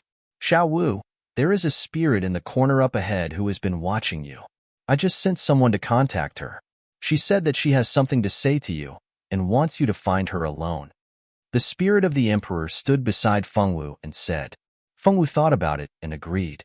She glanced at the team in front of her who was rushing to the garden to search. Fengwu didn't tell Mingxi. She followed the spirit of the emperor and the others to find the spiritual body they were talking about. It was Fengwu's first time seeing such an incomplete spirit. This face looked very much like the face of the Tsar's legendary uncle, but it was not completely the same. Her facial transformation was obviously only half complete, but because it was only half complete, it made her look very strange. Her face was half yin and half yang, half like a woman and half like a man. Even the color of her hair was half yin and half yang. Her appearance was enough to scare people to death. Fengwu was not scared. She was just a little surprised. You're here. You can see us, right? I heard them say that there was someone who could see us. I didn't really believe it. I didn't expect you to be able to see us. The strange woman cried like a pear blossom in the rain. The scene that should have looked pitiful was like a scene in a horror movie because of her crying. Don't cry. Fengwu stared at her seriously. She didn't like people crying in front of her. Master also said that nothing could be solved by crying. Crying was just a way to escape, and the strong would never escape. Fengwu, who had been determined to become a strong person since she was young, never liked children who cried. "Who are you? Why are you completely different from them?" Bao Bao curiously flew around her in a circle, his little mouth opening and closing. "My name is Xiaoqi. I was originally an ordinary girl. My family has lived in the desert oasis for generations. It wasn't until the Tsar unified the desert and built the ancient desert city that I thought of coming to the ancient desert city to find work. I didn't expect this place to be completely different from what I imagined. Until I died, I didn't get to go out and see my parents again." Xiaoqi thought of the sad part and cried even more sadly. Feng Wu was not a person who was good at comforting people. She could only tell her not to cry, but this strange-looking girl seemed to be possessed by the crying god. She would cry easily. Feng Wu stared. She liked to cry so much. She must be weak. "Why do you look different from the people outside?" Bao Bao was most curious about this. "You can see us, so you must know that we all look the same. About the king's curse, do you know?" The woman asked carefully. "I know a little." Feng Wu told her the story she heard from Ming Shi. "What you know is not everything. There is one thing wrong." The woman shook her head sadly. "What's wrong?" Bao Bao asked curiously. "It's not us who are cursed. It's this city. Once you enter this city, you will slowly become like that person. The king has trapped all of us here. Before the transformation is complete, no one is allowed to leave." The woman sobbed. "You mean anyone who enters this city will become like that person, including Xiao Wu and the others?" Bao Bao's face changed and his eyes widened. The woman nodded timidly. "Yes, including you. The only way to change is to kill the person who created this curse, which is our king." "You want us to help you kill the Tsar?" At this time, White Lotus spoke. It turned into a small snake and climbed onto Feng Wu's shoulder. Its vertical eyes stared coldly at the spiritual body of the woman in front of it. "Yes, please help us. We have no other choice. If we don't kill the Tsar, all of us will be imprisoned here forever. We won't be able to go anywhere, and we'll only be able to wear this face forever," the woman pleaded softly. "KSK, you haven't said why you are different from the others. Don't talk nonsense here." White Lotus glared at her coldly and successfully made her swallow her next cry. "The reason why I'm different from them is because I wasn't completely changed when I died. At that time, the king suddenly passed away, and the two most loyal lords by the king's side sealed all of us in the ancient desert city, never to leave. We all became funerary objects and were locked in this place forever. At that time, my transformation was only half complete, so I have always been like this."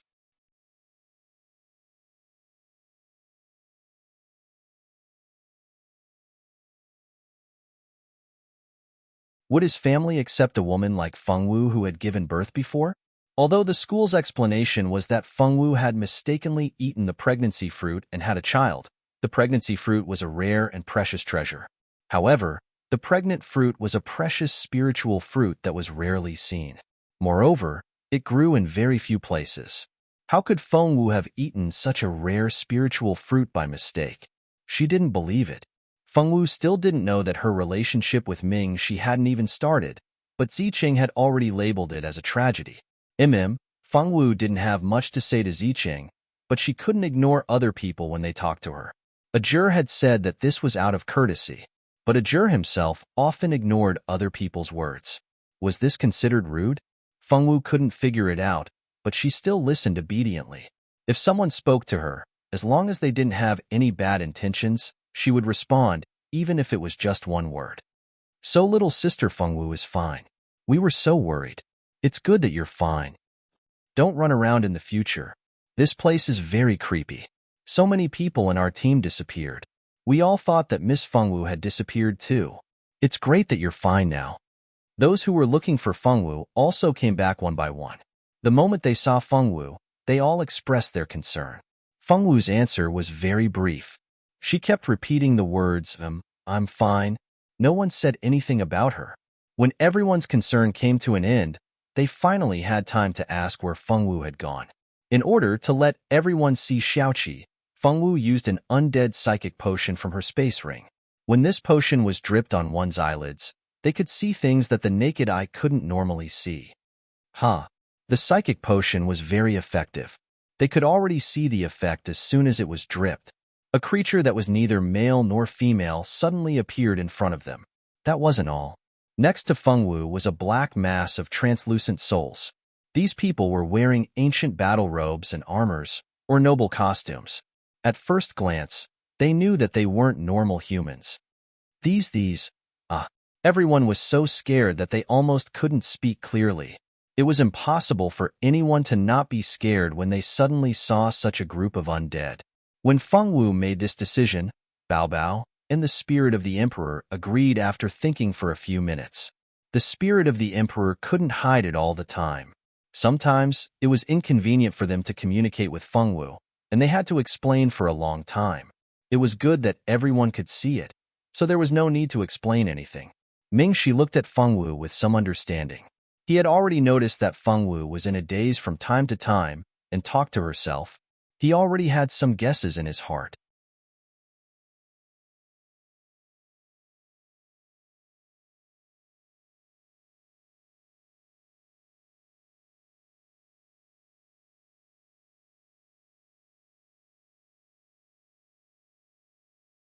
While thinking about it, everyone finally succeeded in walking out of the ancient desert city.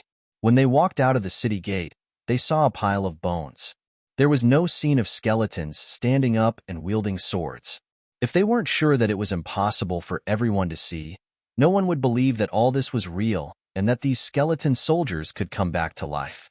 Everyone walked out of the city and passed through the pile of bones. They wanted to go directly into the Crimson Moon, but the Crimson Moon was gone. They didn't see anything at all. How could this be? Where's the moon? Why is the moon gone? Irene may have been frightened more than she had ever been since she was a child. Her spirit was already a little out of control. The disappearance of the moon was the worst news for her. Where's the moon? Where did the moon go? What should we do? What should we do now? Eileen said, a little out of her wits. In the end, what Eileen was most afraid of was going back and waiting, slowly becoming the same as those people inside. Don't panic. I think the moon is not gone. It only appears at a specific time. Don't worry, everyone. Ziqing gently comforted the girls. We can only wait for the red light to appear again.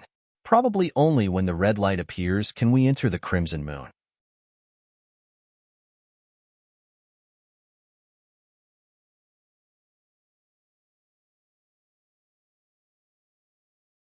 In that diary, other than the owner of the diary, there were a few newcomers who entered the ancient desert city.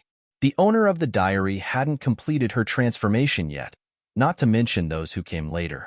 If it's really like what she said, that the transformation will stop once she dies, then what about those who came later? They shouldn't have undergone any transformation either.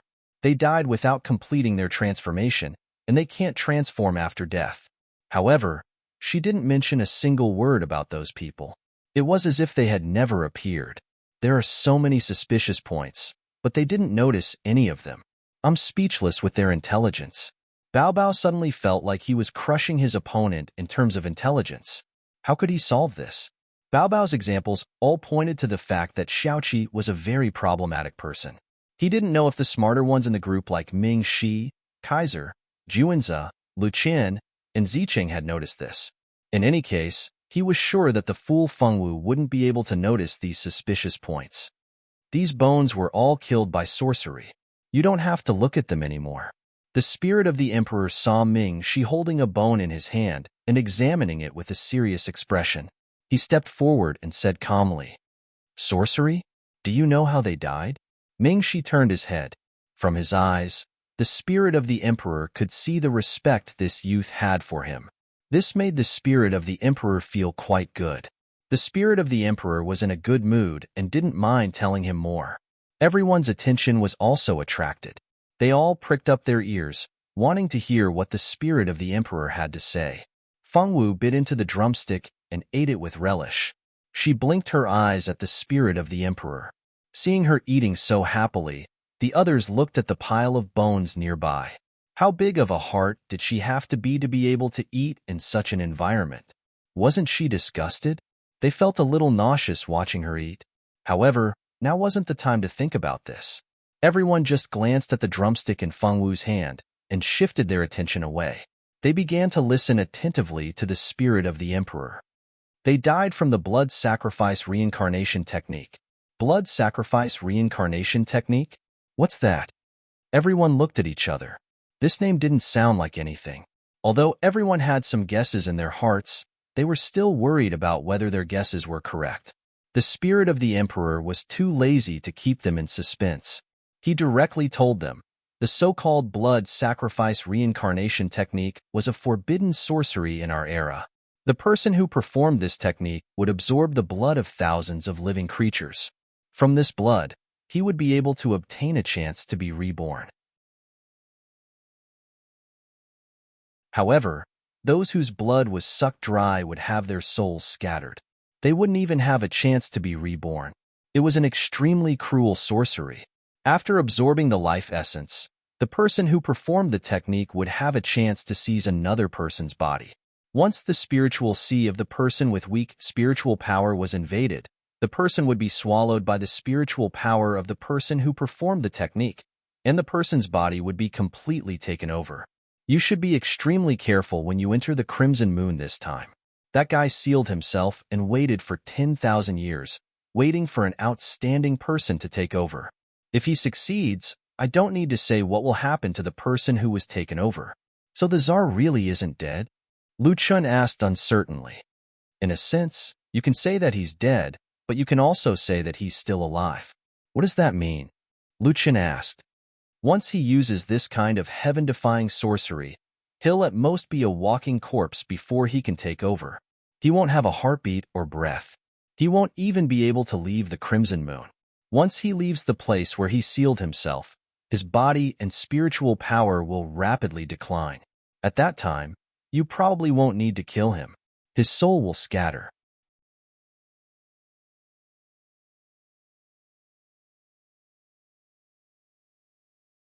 Chapter 413. The words of the Emperor's spirit undoubtedly caused a layer of haze to appear in the hearts of everyone present. If they wanted to defeat the Tsar, they would face the danger of being possessed.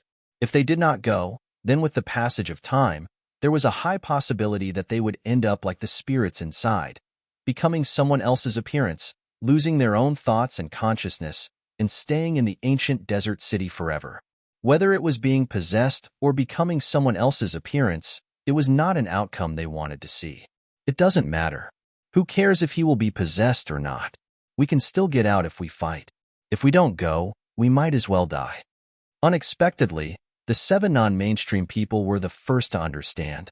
Although the 7 of them were dressed a little strangely and their thoughts were a little simple, these single-celled organisms were the first to understand at a time like this. Everyone felt as if they had been hit in the head. Yes, they had no way out. Even if they did not go, they might die. What else was there to consider? Regardless of whether they would be possessed or not, they would still have a chance of survival if they went. After thinking it through, Tom didn't feel so bad anymore. After an unknown amount of time, the red light in the sky reappeared. A faint red moon appeared right above the white bones, and these white bones were awakening. Everyone exchanged glances and flew toward the red moon together. At this moment, in the red moon, a rather handsome young man was sitting quietly on the throne. He seemed to have sensed something, and the corners of his mouth curled up into a cold smile. Is it here? It has been 10,000 years, and this opportunity has finally come. This man was the target that Ming Shi and the others wanted to eliminate, the king of the Sand Country, the Tsar. Entering the Crimson Moon was unexpectedly smooth. Because it was too smooth, it made people feel uneasy. When everyone stepped onto the Crimson Moon, the scene they saw shocked everyone. It was actually an ancient desert city, which was exactly the same as the city below. The city was exactly the same, and the streets were exactly the same. Even the location and appearance of the palace were exactly the same. The Tsar must be in the palace. This answer appeared in everyone's heart. Everyone held their weapons tightly. The opponent they were about to face was a peerless expert from 10,000 years ago. If they didn't win this battle, then all of them would die here. Ming Shi and the others walked step by step towards the palace in the center of the ancient desert city. When they reached the palace gate, The palace gate slowly opened by itself. Ha ha ha ha. After 10,000 years, someone has finally come. This king can finally see the light of day again. When Ming Shi and the others walked into the hall, they were greeted by the Tsar's excited laughter.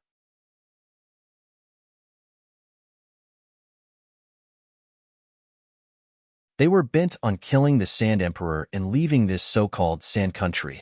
The Sand Emperor was worthy of being a peerless expert 10,000 years ago. Everyone together couldn't do anything to him. He and Ming Shi and the others obviously didn't use their full strength. It was as if they were playing with children. The gap in strength made people feel desperate. It was hard to imagine how strong the experts from 10,000 years ago were. The long sword in Ming Shi's hand emitted a dazzling golden light, and a golden sword light attacked the Sand Emperor.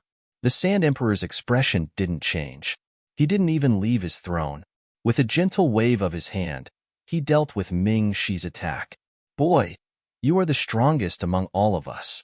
The bloodline in your body seems to be very good. Your body is mine. The Sand Emperor looked at Ming Shi as if he was admiring a peerless treasure. No matter how he looked at it, it was so perfect that he wanted to monopolize it. No one knew that the Sand Emperor had actually chosen Ming Shi from 4 candidates. These 4 candidates were Ming Shi, Feng Wu, Zicheng, and Kaiser. The 4 of them were undoubtedly the most talented among all of them. Ming Shi's appearance and talent, as well as his extraordinary bloodline, made the Sand Emperor very satisfied. Feng Wu's physique was pure and flawless. Her body had a natural aura that made people feel very comfortable. The Sand Emperor could see that Feng Wu had the talent to become a nature magician. A nature magician could control all things in nature. This kind of physique and talent was rare even in ancient times. In ancient times, every time a nature magician was born, they would definitely be worshipped by their country or tribe. They would also be directly designated as the saintess or son of a country. From this, one could see the status of a nature magician.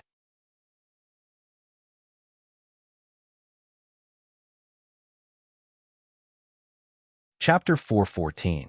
In ancient times, every time a nature mage was born, they would definitely be worshipped by their own country or tribe, or directly designated as a country's holy maiden or holy son.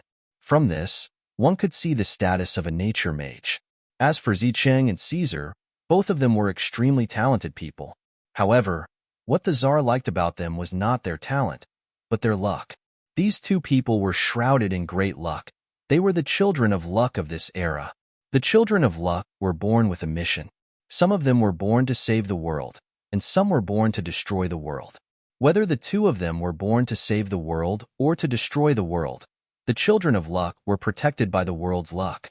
They may encounter dangers, but before their mission was completed, no one could kill them. If they touched the 2 of them, they would be cursed by the world's consciousness. The curse of the world's consciousness was not something the Tsar could resist. Because of this, Zicheng and Caesar were lucky enough to be removed from the Tsar's list of candidates. The remaining 2 candidates were Feng Wu and Ming Shi. Feng Wu's talent as a nature mage moved the Tsar, but she was a woman, so the Tsar could only reluctantly give up on her and choose Ming Shi as the target for possession. As a result, Ming Shi managed to emerge victorious from the 4 selections. His luck was truly intoxicating. A red chain flew out from the Tsar's hand, but in the blink of an eye, Ming Shi was bound by this red chain, and he couldn't use any ability. Because the Tsar's movement was too fast, Ming Shi didn't even have time to escape, and he was already in danger. Senior Ming Shi. Zicheng was shocked, and immediately attacked the chain with metal magic, trying to cut it open. Unfortunately, the magic had no effect at all. Ming Shi was still bound in place. Feng Wu frowned worriedly. She called in her heart, and Xiaochun flew out from Feng Wu's body, and in the blink of an eye, flew towards Ming Shi. With a slash of the sword, the originally motionless red chain became thinner. The evil aura on the chain decreased by more than half. Luchun and the others were stunned. They didn't expect Feng Wu to have such strength. Everyone saw Zicheng's strength just now, but they didn't expect Feng Wu's strength to be much stronger than Zicheng's. Otherwise, it would be impossible for the chain to change. As soon as the pure sword appeared, the Tsar immediately felt a kind of panic, as if a natural enemy had appeared. making him want to escape immediately. The Tsar was the Tsar. He quickly calmed down, and his eyes flashed as he looked at the pure sword, and suddenly turned into a stream of light and rushed into Ming-Shi's sea of consciousness. Everyone was shocked. They could tell that the Tsar had chosen Ming-Shi to possess his body. No, everyone, quickly kill him. If the Tsar succeeds, we will all die. Among the last few people to join in, someone shouted. The middle-aged man, who was obviously the leader of the group, also looked uncertain. He wasn't sure if he should take advantage of this moment to kill Ming-Shi and kill the Tsar. Everyone, do it. Without waiting for the middle-aged man to make a decision, the other people with him had already started to attack. They raised their weapons and used their sword chi and magic to attack Ming-Shi. At this time, whether it was Ziqing, Fengwu, or the 7 non-mainstream people, their reaction was very consistent. They surrounded Ming-Shi to protect him, not letting the middle-aged man and the others hurt Ming-Shi. Their attacks were all blocked. At this time, Ming-Shi's face began to turn green and white. At a glance, they knew that he was fighting for his body. Get out of the way. Let's kill the Tsar together while he's trying to possess the Tsar's body. This way, the Tsar will be eliminated immediately and everyone will be able to go out. Why not? A young man said eagerly. He didn't understand why they didn't let him do the good thing. As long as he died, everyone would be able to survive. Obviously, the people who attacked with the young man had the same idea. Everyone stared at Fengwu and the others with dissatisfaction. They felt that they wanted to drag all of them to death for one person. Since you don't get out of the way, don't blame us for not showing mercy. The middle-aged man seemed to have made up his mind. When he looked at Ming-Shi, there was a trace of reluctance on his face, but soon his face became firm. He wanted to leave here. He must go out alive. No one can stop him. How could this group of people understand the despair they felt when they saw the people around them disappear day by day, and they couldn't find the reason? They didn't understand anything. No. Fengwu pursed her lips and looked at them seriously. We won't get out of the way. You can't hurt Ming-Shi. Ziqing looked at the middle-aged man and the group of people with a righteous expression and said firmly, "What's wrong with you guys? Ming-Shi can definitely survive. You can't hurt him." Mei Irene and Eileen also stood in front of Ming-Shi with firm faces. The two of them had a good impression of Ming-Shi. Of course, they didn't want anyone to hurt Ming-Shi. While the two sides were in a stalemate, Ming-Shi's spirit sea was in a great battle. The Tsar's consciousness was extremely powerful, chasing Ming-Shi to the point where he could only dodge. He had no power to fight back. The Tsar's consciousness had existed for tens of thousands of years, and for 10,000 years, his spirit and consciousness had been nourished by an endless amount of evil spirit. This evil spirit had allowed his spirit and consciousness to grow to a terrifying level. It was not something that a young man like Ming-Shi, who was born less than 20 years old, could compare to.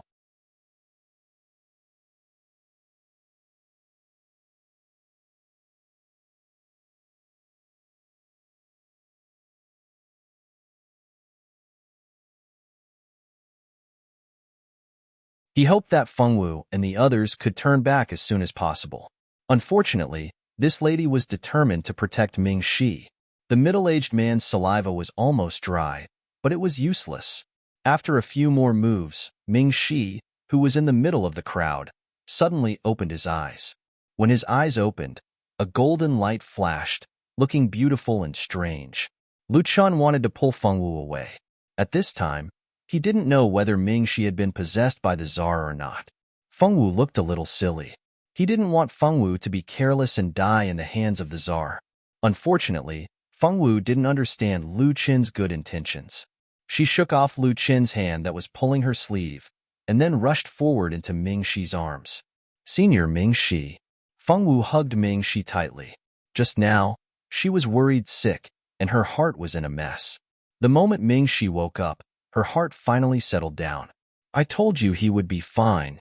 Baby's voice suddenly came into Fengwu's ears. She knew that Baby was communicating with her mind. Fengwu didn't have time to care about Baby now. All her attention was attracted by Ming-Shi. "I made you worry. I'm fine." Ming-Shi touched Fengwu's little head and said gently, "Are you really Ming-Shi?" The middle-aged man raised his long sword and asked without relaxing. The others were not sure if he was really Ming-Shi, and they all stepped back at least 3 meters.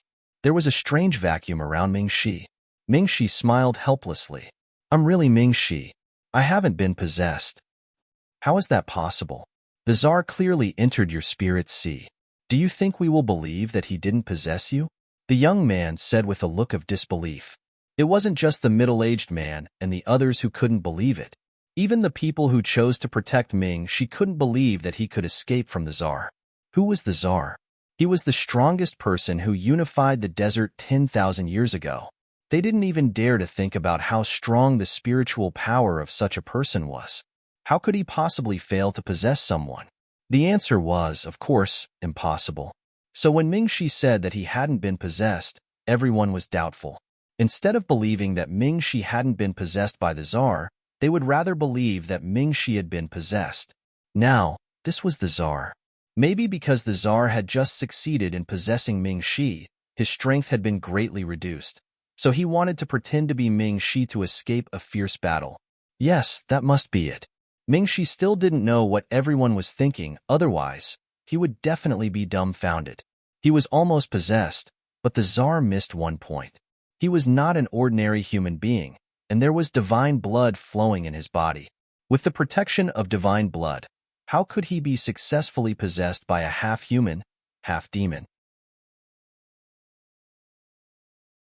In order not to let the Tsar discover the abnormality in his spirit sea, he had been pretending to escape so that the Tsar could possess him. As long as he possessed the Tsar, the protective power in his blood would be activated, and the Tsar's consciousness would be torn apart in an instant. Ever since the Tsar entered Ming-Shi's spirit sea, Ming-Shi had been scheming against the Tsar. The Tsar was destroyed by Ming-Shi's bloodline power in the end, and the Tsar's power in his spirit sea was absorbed by Ming-Shi. Ming-Shi's strength had now reached a new level. When he completely absorbed the Tsar's power, he would be even stronger than now, but no one knew how much stronger he would be. Ming-Shi's divine blood could never be told to outsiders. Only Fengwu knew about it. Even Fengwu knew about it because Bao Bao saw that Fengwu was worried, so he told her. Ming-Shi didn't say it himself. My spirit sea is a bit special, so the Tsar couldn't possess me, Ming-Shi said. Do you think I'll believe you? The young man still didn't believe it. Ziqing also had some hesitation in her heart. It wasn't until she asked the system and learned that Ming-Shi was indeed not possessed that she was relieved. In addition to collecting favorability points to exchange for things, the system rarely helped her. If she wanted to know something, she had to use favorability points to exchange for it. It was really rare for the system to tell her the answer so readily like this time.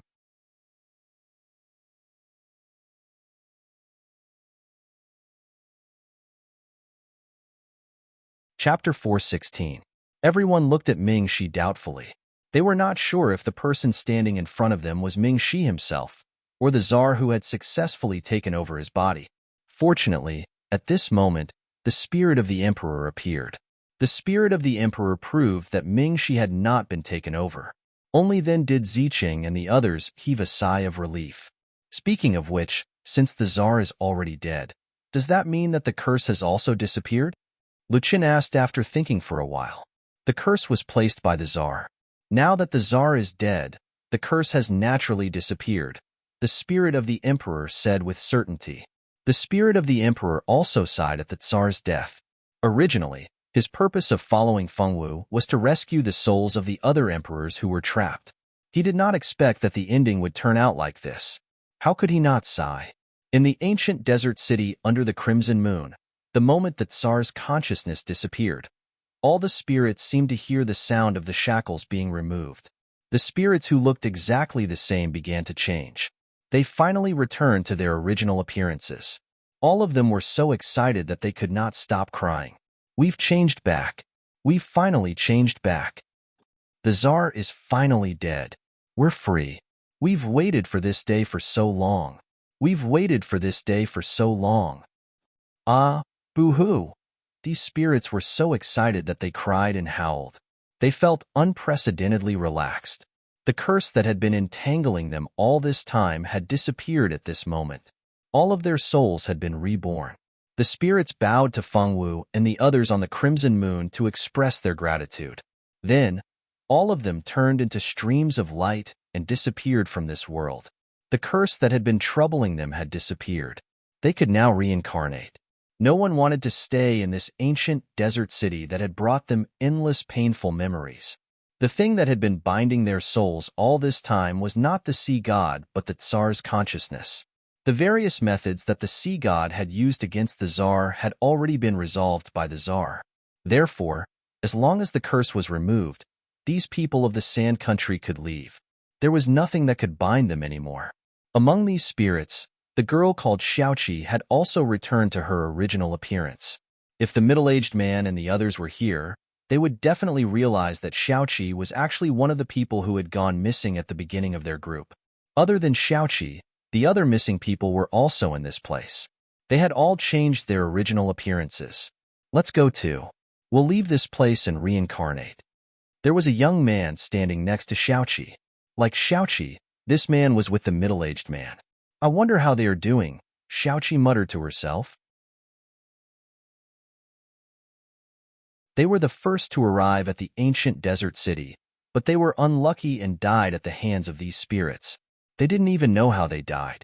They only knew that they were already dead when they opened their eyes. The world they saw after death was completely different from when they were alive. They had the same soul and the same face. The death world of the dead was so scary, but the scariest thing was yet to come. Xiaoqi was chosen by the Tsar, and he asked her to find a way to lure Ming Shi and the others into the Crimson Moon. The Tsar had promised them that if she could do it, he would let them go and restore their original faces. They had been turned into monsters by the Tsar and were on the verge of a mental breakdown. The Tsar's promise seemed to be their only life-saving straw. Although Xiaoqi felt sorry for Ming Shi and the others, she still did it. When Ming Shi and the others entered the Crimson Moon, she regretted it, but it was already too late. The Crimson Moon was not a place where ordinary undead could go. She couldn't stop them at all. She could only watch them fall into the Tsar's trap. Fortunately, nothing happened to everyone in the end, so the guilt in her heart lessened a little. They'll be fine. An old man sighed. The old man was also one of the adventurers who entered the tomb of the god of sin this time. When he came in, he was ready to never get out. He didn't expect that in the end, he would die here. The only thing to be thankful for now was that they didn't have to be the Tsar's slaves and be sealed in this place forever. To be able to get a chance to reincarnate was already a very good result for them. Everyone looked at the Crimson Moon with complicated eyes. Finally, they turned into a ray of light and flew into the sky. Fengwu and the others didn't know any of this. Because the Tsar was dead, the palace had become ownerless. The middle-aged man and the others began to rummage through the palace for useful treasures. Although they found some good magic tools, the real valuable things had already been put away by the spirit of the emperor.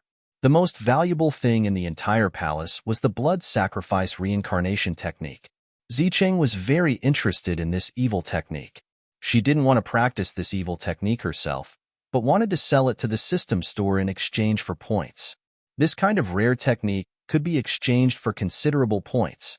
Naturally, she didn't want to let it go. It was a pity that they couldn't find the blood sacrifice reincarnation technique in the entire palace.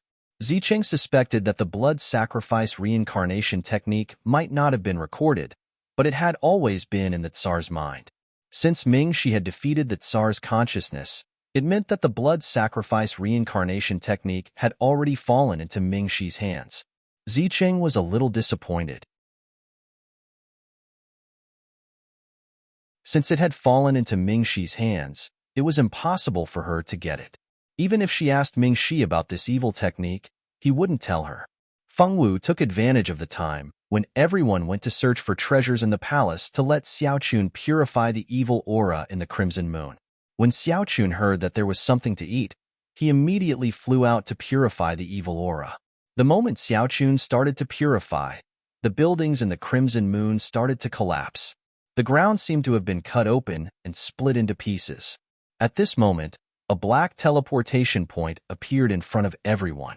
Everyone immediately flew into the teleportation point. Xiaoqun returned to Fengwu's dantian. Ming Shi held Fengwu's hand, and the two of them jumped into the teleportation point together. Following the disappearance of the Crimson Moon, the entire Sand Country was forever sealed. Time passed day by day. In the blink of an eye, Ming-Shi and the others had been in the sea god's tomb for more than 10 days. In these 10 days, no one had returned.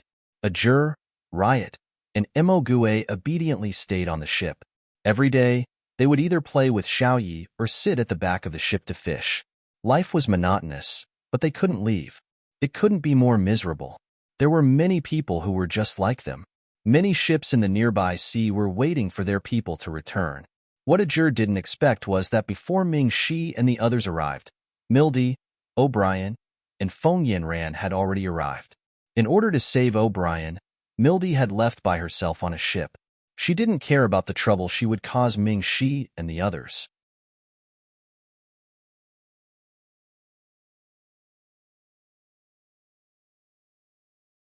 Chapter 417. Mildy's luck was not bad.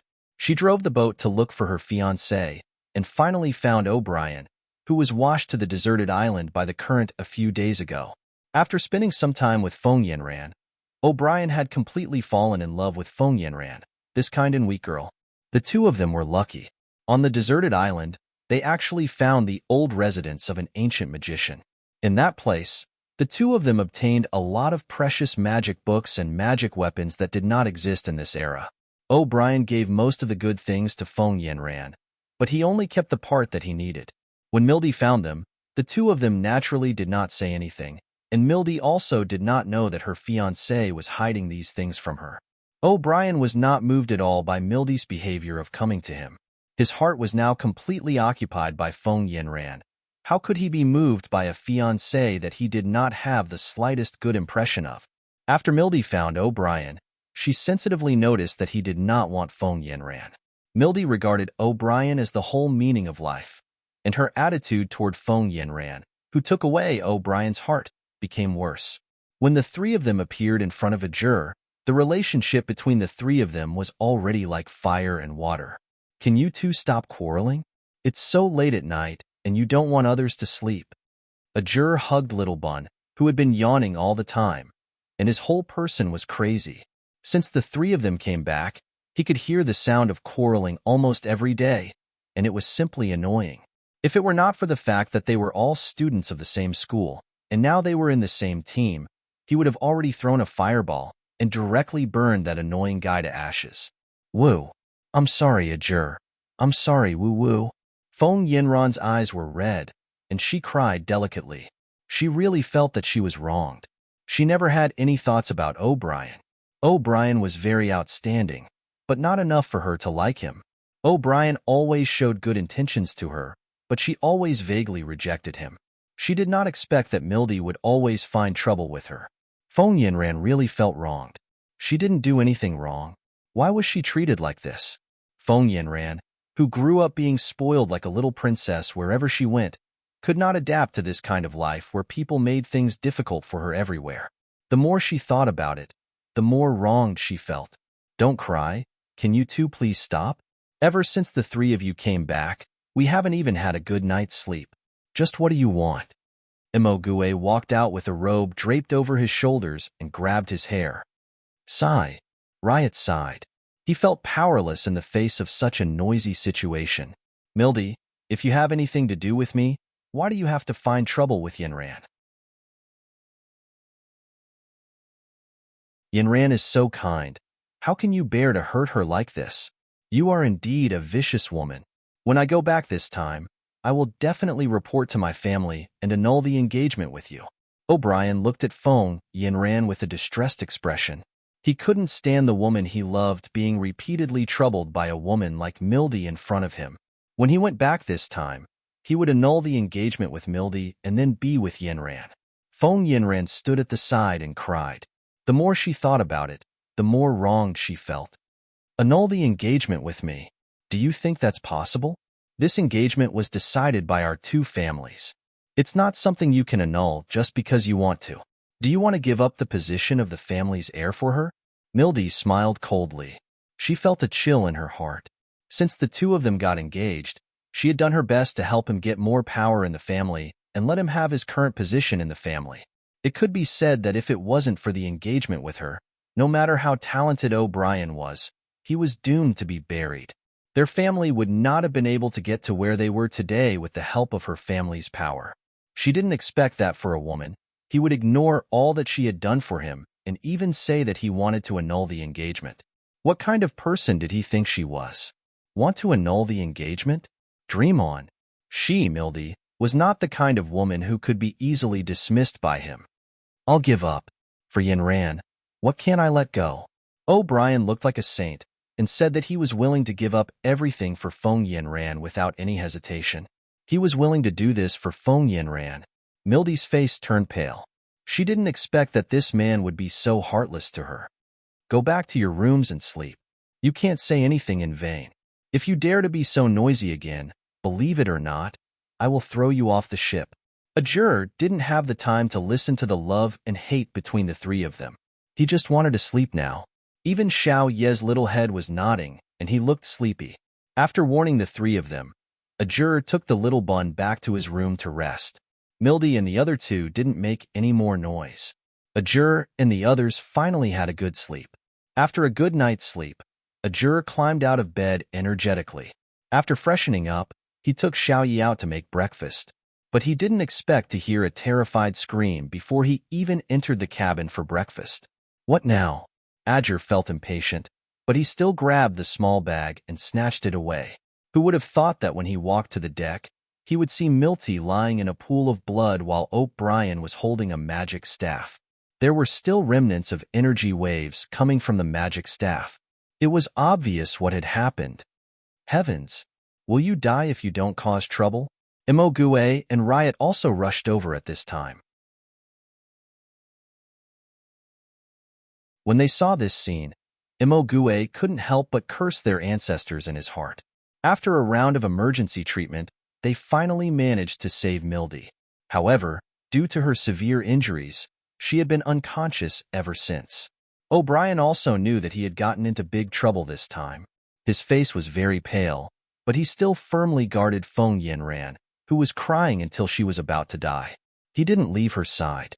If there's anything, come at me. Don't hurt Yanran. O'Brien looked at a juror and the others with a tense expression, as if they were some unreasonable bad guys who bullied his sweetheart. A juror really wanted to split open this guy's head to see if there was grass growing in it. He handed the little bun to Little White and let Little White carry him to eat breakfast. A juror himself, Imogue, and Riot asked about what had happened. O'Brien didn't say anything. He just took the blame and kept saying that it had nothing to do with Feng Yanran. In the end, it was Feng Yanran who explained the matter in tears. Only then did they know what had happened.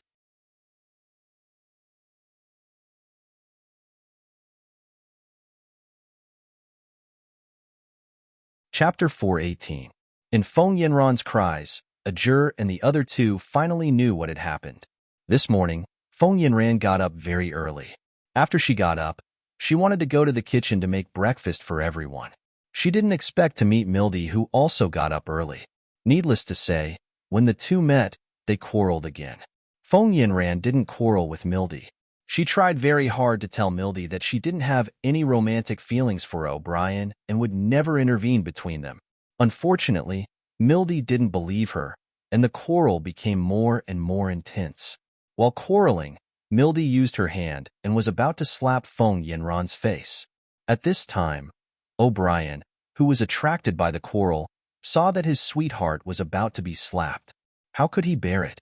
He directly used magic to mercilessly hit Mildy's back. At that time, O'Brien only saw that Feng Yanran was bullied and lost his mind for a moment. He didn't show any mercy until he saw that Mildy was seriously injured and lying on the ground. Only then did he know that he had made a big mistake. Not to mention that if Mildy died in his hands, her family would not let him go. Just the school alone would not accept him.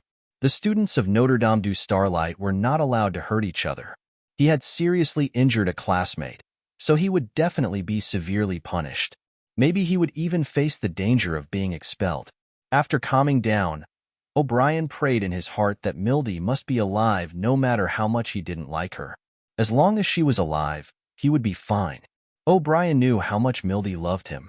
He knew that as long as Mildy was alive, she would never let him be embarrassed by her family and be expelled from the school. As one of the main characters of this incident, Feng Yinran was also scared to death. She didn't think that O'Brien would hurt Mildy so much. If Mildy died and the news spread to the school, she could imagine what her reputation would be like. Feng Yinran also complained about O'Brien in her heart. She didn't want her hard-earned good reputation to be ruined because of this kind of gossip. All right, you two can leave first. O'Brien, you can discuss your matters after Mildy wakes up. Ajur was very disdainful of O'Brien. For the sake of a woman he had just met, he had attacked his fiancée, who had helped him a lot. He had no good impression of such an ungrateful man. Riot and Imogue felt the same way. The three of them chased Feng Yinran and O'Brien out before trying to find a way to treat Mildy's injuries with life potions. Fortunately, the potions in their hands were of high quality, and Mildy managed to keep her life. After Mildy woke up, O'Brien went to look for her alone. No one knew what they talked about, but in the end, Mildy expressed that she would not pursue the matter of O'Brien hurting her. After Mildy expressed that she would not pursue the matter, O'Brien was relieved.